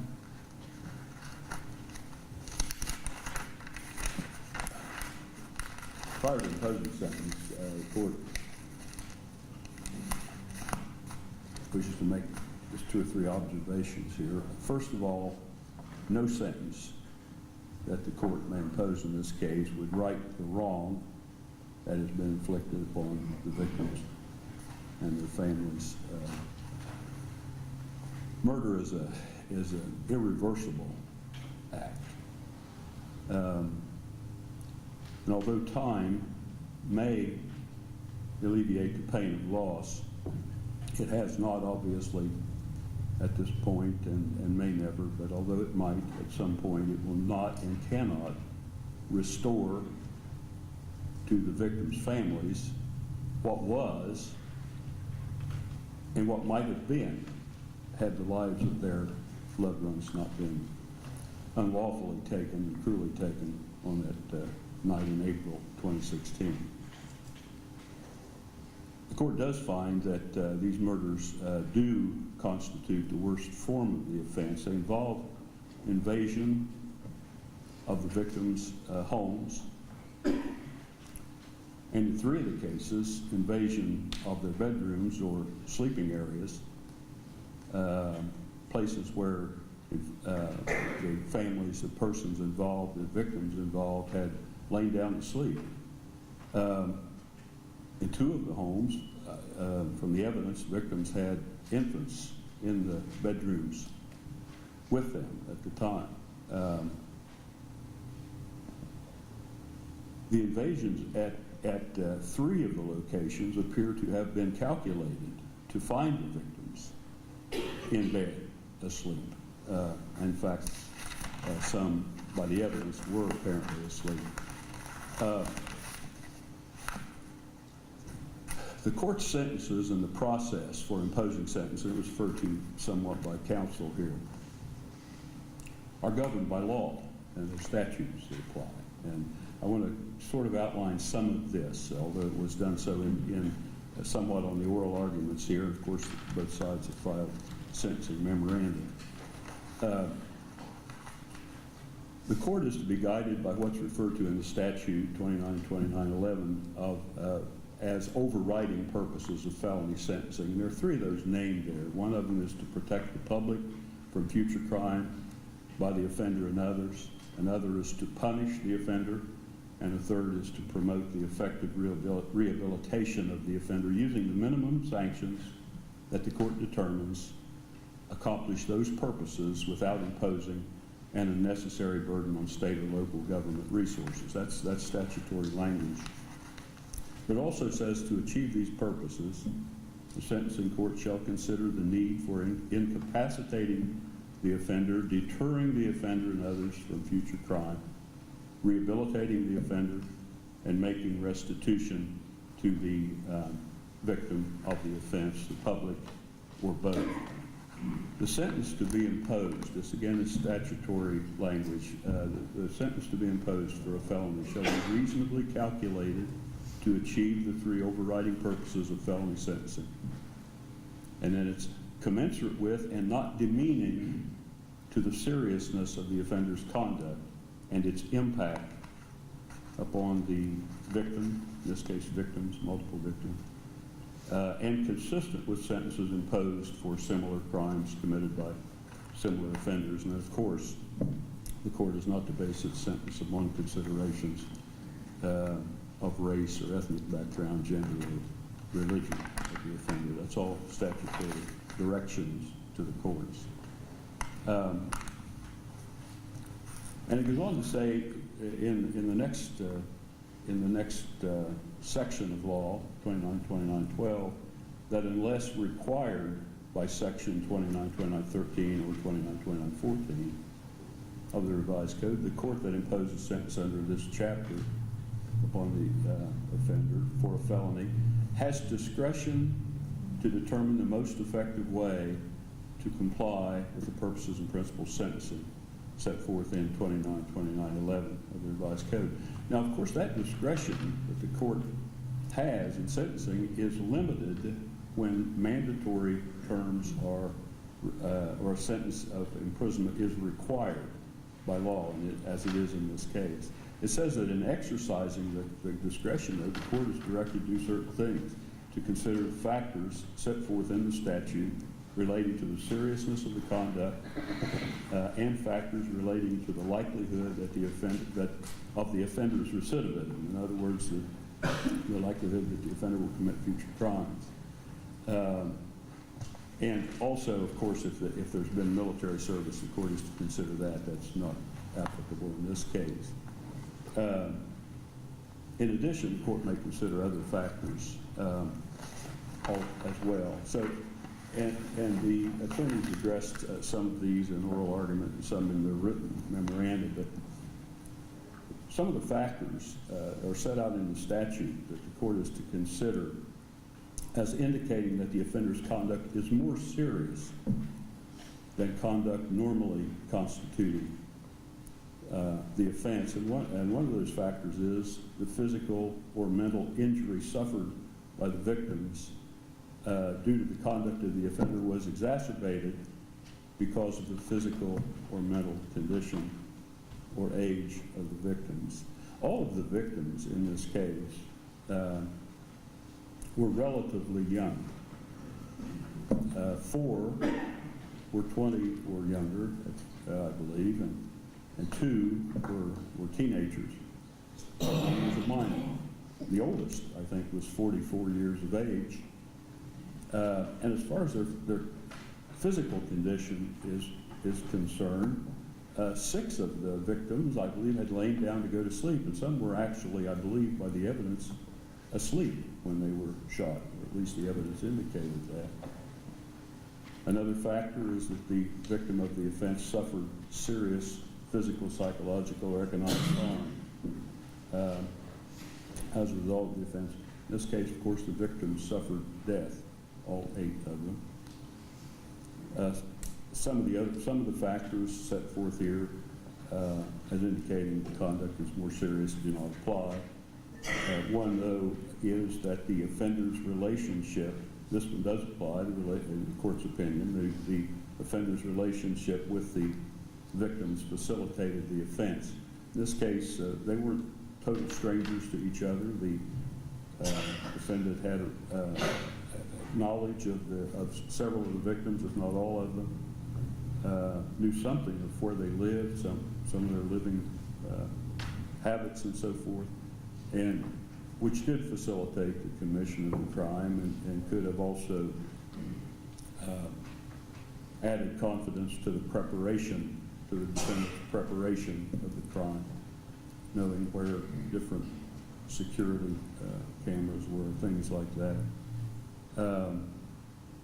So those considerations, considering those things, you know, the court does find that the conduct of the defendant was more serious than conduct normally constituting the offense, although aggravated murder is always serious, regardless of the facts. And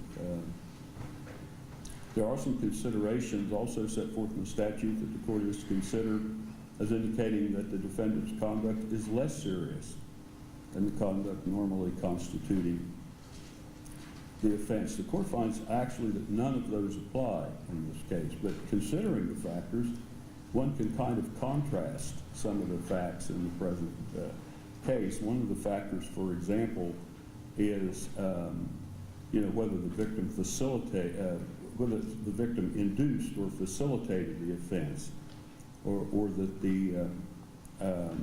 there was provocation, that the offender was acting under provocation, or that the offender did not cause or expect to cause physical harm. Or contrast the circumstances here. We had some people were killed because they were there.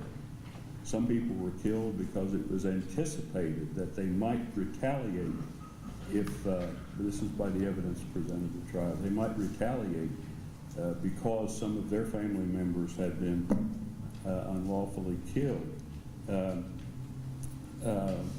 And as far as whether the offender did not expect to cause physical harm, the jury found that these were calculated killings. So not only was, and of course part of the crime was purposeful killing, so not only was it anticipated that harm would be caused, but it was planned that harm would be caused, death would be caused. And finally, there are substantial grounds, whether there are substantial grounds to mitigate the offender's conduct. And there's no indication of that here. The defendant, of course, testified he wasn't there, but others, the co-defendants testified that he was there and participated, and certainly there was no effort made to stop the crimes from taking place. In fact, by the testimony of the co-defendants, the defendant was a willful planner and willful participant in the crimes. The court is also to consider factors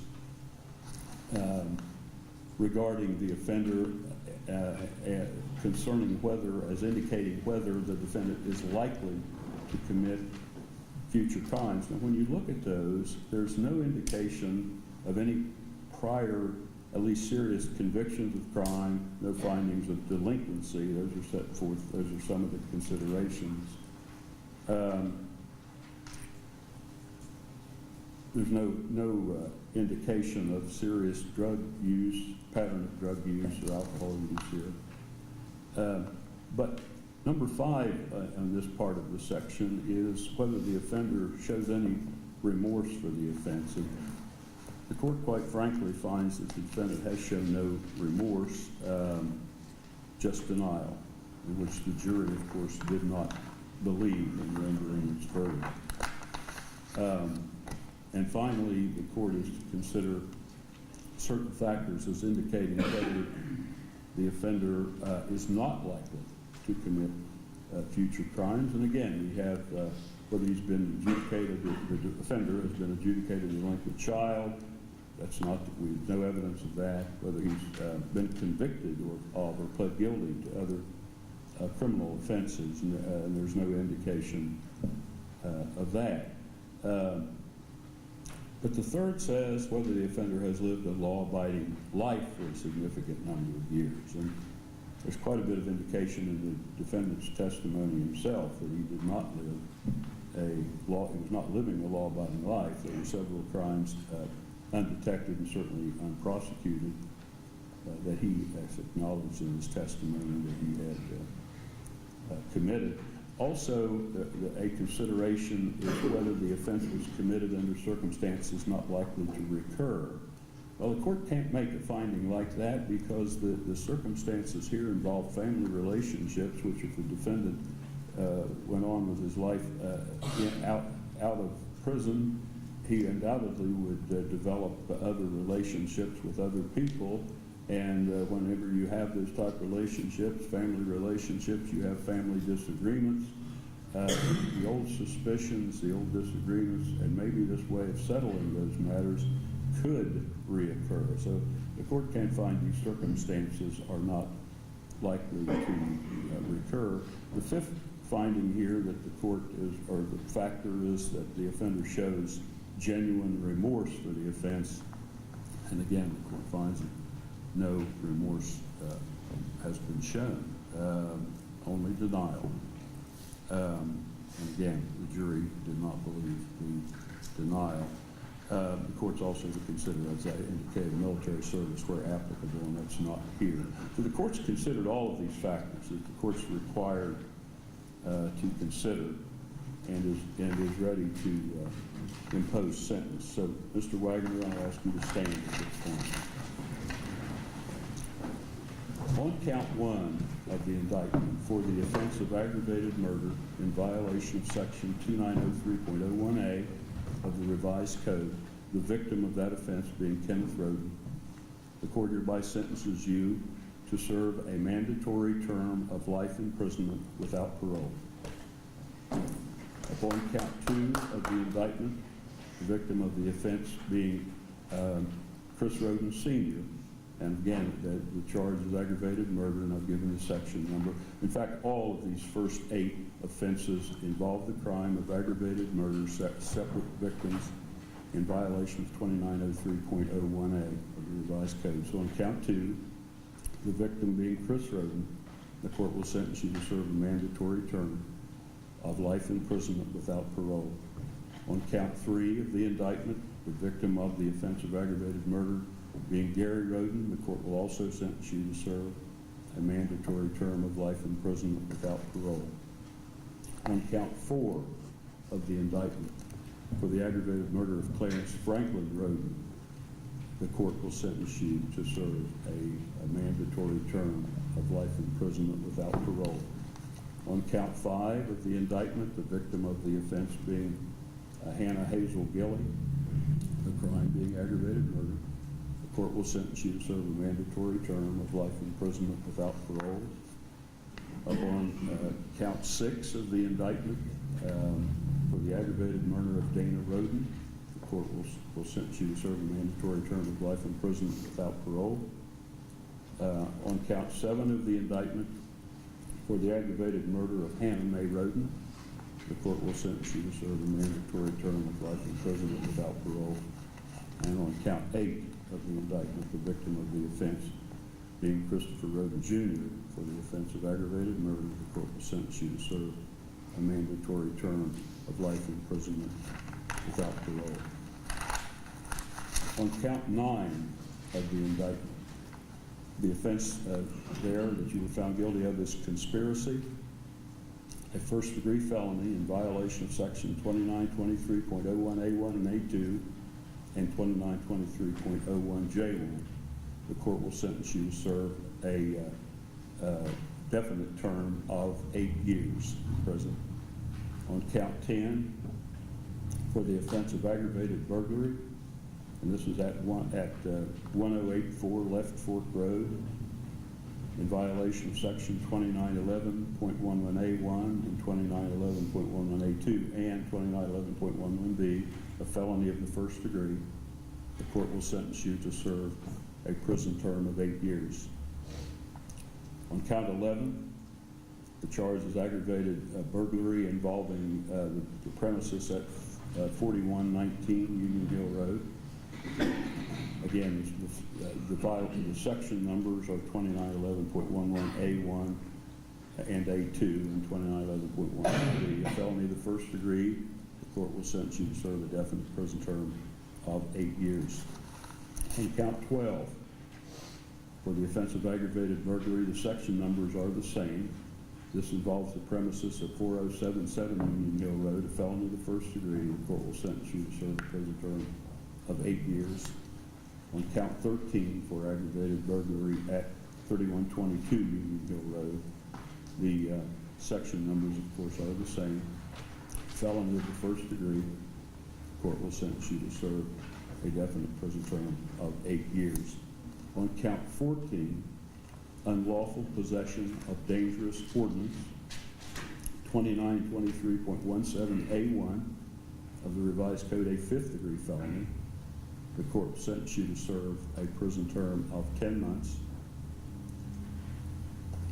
Count 15, tampering with evidence. This involves phones and cameras, 2921.12A1 and 2921.12B, a felony of the 3rd degree. The court will sentence you to serve a prison term of 24 months. Upon count 16, tampering with evidence involving custody documents, the court will sentence you to serve a prison term of 24 months, and section numbers there are 2921.12A2 and 2921.12B. Again, it's a felony of the 3rd degree. On count 17, for the offense of tampering with evidence involving security, home security system, shell casings, and silencer, 2921.12A1 and 2921.12B of the revised code of felony of the 3rd degree. The court will sentence you to serve a definite term of 24 months.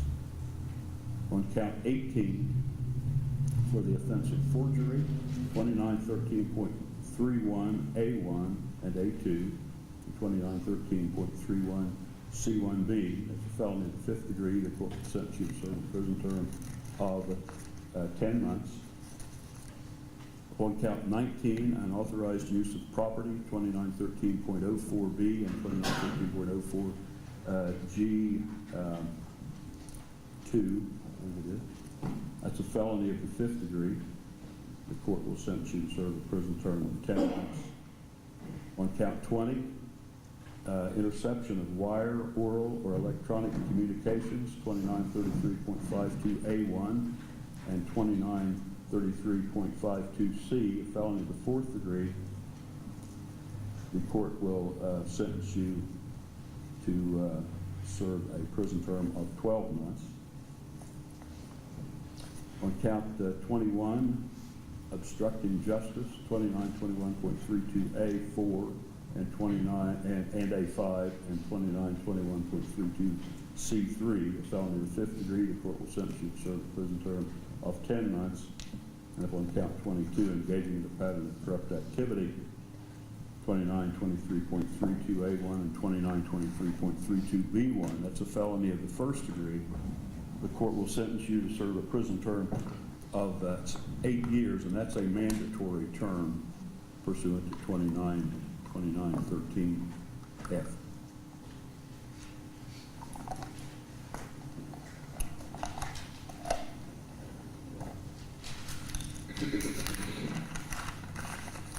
Concerning the firearm specifications, in considering those specifications, all of which the court the jury found you guilty, the court, the section 2929.14B1B provides that such mandatory prison terms shall not be reduced pursuant to section 2967.19, that's petition for early release. Section 2929.20, that's judicial release. Section 2967.193, that's earned days credit, or any other provision of chapter 2967 or chapter 5120 of the revised code. And the statute further provides, or the law further provides by the prosecution decree or decision, that you not receive jail time credit for the prison sentences imposed for the firearm specifications. And finally, prison terms imposed for firearm specifications are to run consecutively to and are to be served consecutively to each other and consecutively to and prior to prison terms imposed for the underlying offenses. The court is aware that 2929.14B1B provides that except as provided in B1G of the section, the court shall not impose more than one prison term on any offender under B1A for felonies committed as part of the same act or transaction. Now, there's an exception stated in 2929.14B1G, and that exception is that if the offender is convicted of or pleads guilty to two or more felonies, if one or more of those felonies are aggravated murder, attempted aggravated murder, aggravated robbery, felonious assault, or rape, and if the offender is convicted or pleads guilty to a firearm specification in connection with two or more of the felonies, the sentencing court shall impose on the offender the prison term specified for the two most serious specifications of which the offender is convicted or to which the offender pleads guilty, and in its discretion may also impose on the offender the prison term specified for any or all of the remaining firearm specifications. Now, based upon the way in which the Ohio Supreme Court has defined in case law same act or transaction, this court finds that the 8 aggravated murders charged in counts 1, 2, 3, 4, 6, 7, and 8 do not constitute the same act or transaction, with different victims involved in all of those as one of the reasons why, but I'm finding that they're not the same act or transaction. The court will therefore impose a mandatory prison term upon one of the specifications stated for which you've been found guilty with respect to each of those counts, and I'll get into that here in a minute, and for each of those 8 counts of the indictment. The court further finds that although for the purposes of sentencing, in this case, on the specifications, on the firearm specifications, the aggravated burglary charged in count 10 may constitute the same act or transaction as the aggravated murder charge in count 1, which may be the same act or transaction, that the aggravated burglary charged in count 11 may constitute the same act or transaction as aggravated murder charge in count 4 and the aggravated murder charge in count 5, based upon the victims in that residence, and the aggravated burglary charge in count 12 may constitute the same act or transaction as the aggravated murder charge in count 2 and the aggravated murder charge in count 3, and that the aggravated burglary charge in count 13 may constitute the same act or transaction as the aggravated murder charge in count 6, the aggravated murder charge in count 7, and the aggravated murder charge in count 8. Pursuant to section 2929.14B1G, the court shall impose a sentence on the most serious firearm specifications of which the defendant was convicted as to count 10, count 11, count 12, and count 13 as well. Therefore, as to specification 3 to count 1, the court imposes a mandatory prison term of 6 years. As to specification 3 to count 2, the court imposes a mandatory prison term of 6 years. Specification 3, to count 3, the court imposes a mandatory prison term of 6 years. As to specification 3, to count 4, the court imposes a mandatory prison term of 6 years. As to specification 3, to count 5, the court imposes a mandatory prison term of 6 years. As to specification 3, to count 6, the court imposes a mandatory prison term of 6 years. As to specification 3, to count 7, the court imposes a mandatory prison term of 6 years. As to specification 3, to count 8, the court imposes a mandatory prison term of 6 years. As to specification 3, to count 10, the court imposes a mandatory prison term of 6 years. As to specification 3, to count 11, the court imposes a mandatory prison term of 6 years. As to specification 3, to count 12, the court imposes a mandatory prison term of 6 years. As to specification 3, to count 13, the court imposes a mandatory prison term of 6 years. As to specification 2, to count 14, the court imposes a mandatory prison term of 3 years. And as to specification 3, to count 22, the court imposes a mandatory prison term of 6 years, resulting in a total of mandatory prison terms of 81 years for those firearm specifications, which are to be served consecutively to each other and consecutively to and prior to the prison terms imposed for the underlying felonies, and also those prison terms of 81 years are not to be reduced pursuant to any sections of law, and there's no jail time credit for those on those. The court also finds that consecutive service of the prison terms imposed in this case is necessary to protect the public from future crime and to punish the defendant, and that consecutive sentences are not disproportionate to the seriousness of the defendant's conduct and to the danger the defendant poses to the public. The court further finds that the defendant committed the offenses of which he has been found guilty in this action as part of one or more courses of conduct, and the harm caused by all of the offenses so committed was so great and unusual that no single prison term for any of the offenses committed as part of any of the courses of conduct adequately reflects the seriousness of the defendant's conduct. The court also finds that the defendant's history of criminal conduct, although, as we mentioned, undetected and unprosecuted, but referred to by the defendant in his own testimony and also in the testimony of co-defendants. The defendant's history of criminal conduct demonstrates that consecutive sentences are necessary to protect the public from future crime by the offender. The court therefore orders that the prison terms of life imprisonment without parole imposed in counts 1, 2, 3, 4, 5, 6, 7, and 8 shall be served consecutively to each other and consecutive to the prison terms imposed for the 14 firearm specification.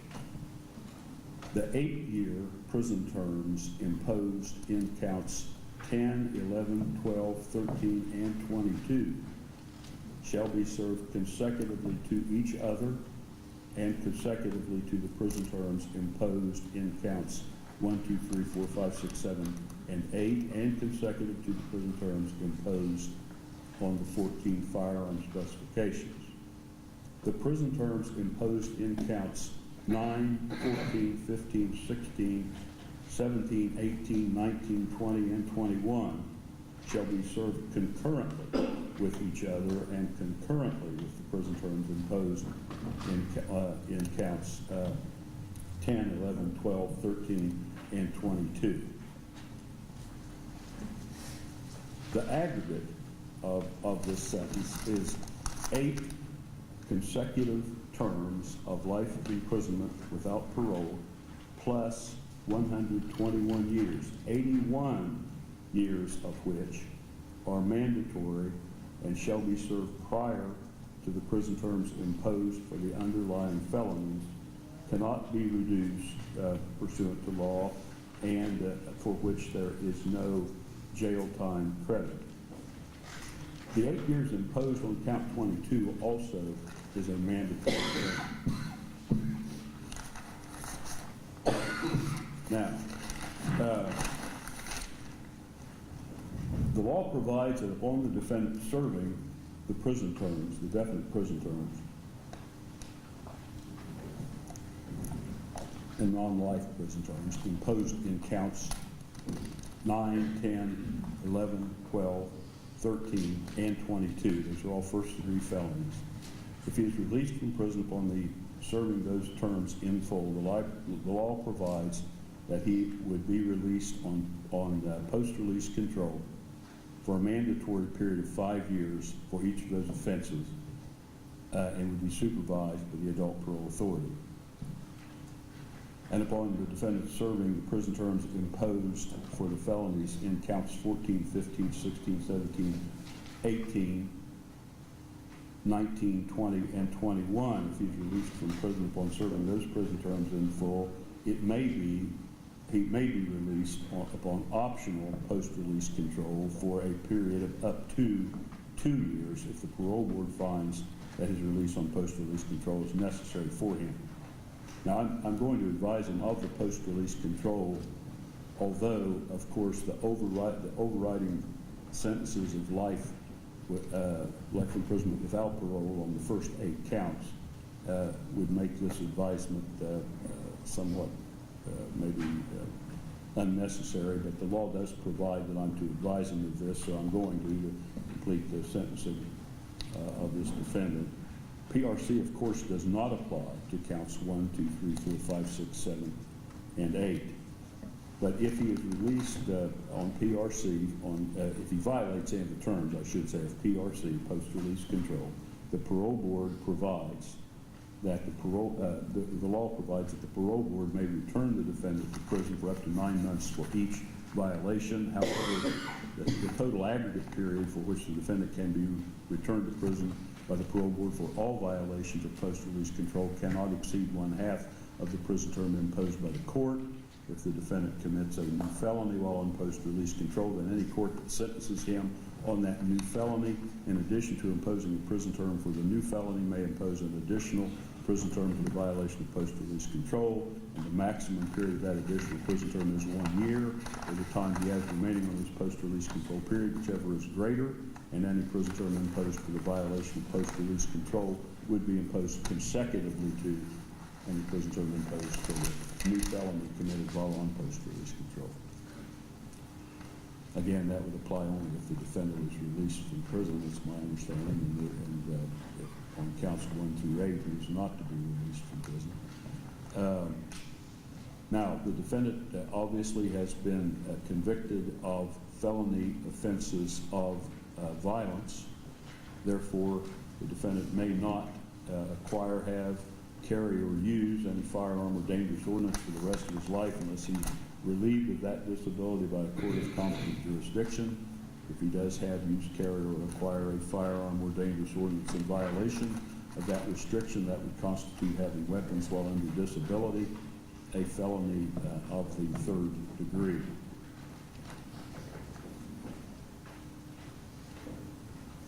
The court will not impose a fine on any of these offenses.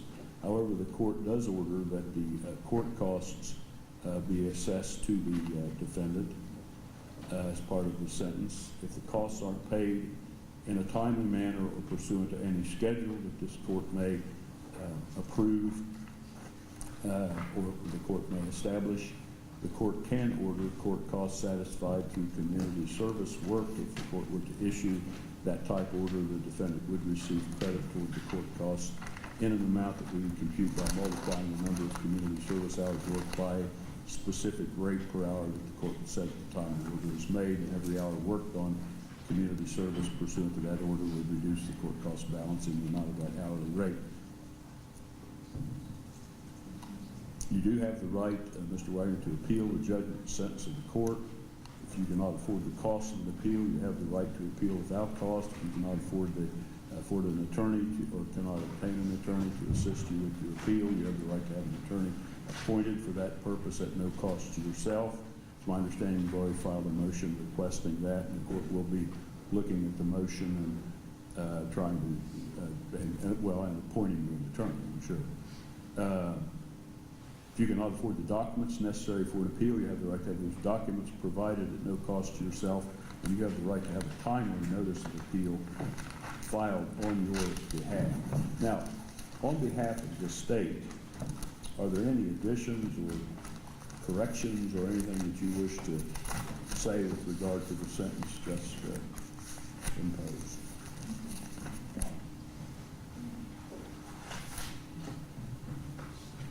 No, Your Honor.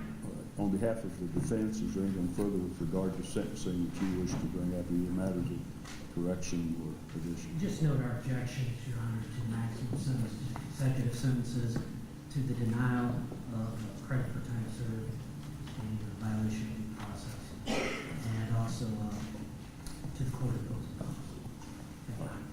Your Honor, just one thing on that. I think the jail time credit is 1,492 days. I realize that does not get attributed to the yes. firearm specifications, Yes. but it certainly would to. He doesn't receive on the firearm specifications. I'm glad you mentioned that. Do you have the number of days there? 1,492. 1,492. I believe. I did that by, The court 4 years will, plus. on the offenses for which jail time credit is permitted, which would not include the sentences imposed for the firearm specifications. The court will, the defendant will receive credit, jail time credit, toward those other sentences. And the amount, does the defense feel that's probably That's, yeah, it's from the date of his arrest, I believe. through for all days spent in jail from the time of his arrest through today's date, he receives credit. And then, of course, if he's held until he's transported to the state correctional facility to begin serving his prison terms, he will receive credit for that time. Thank you, Judge. And just to be clear, we object to the statute that denies him credit for time served. What's that again? We object to the statute that denies him credit For the just to be clear. all right. Thank you, Judge. Anything further? If not, then we are adjourned. Thank you, Your Honor.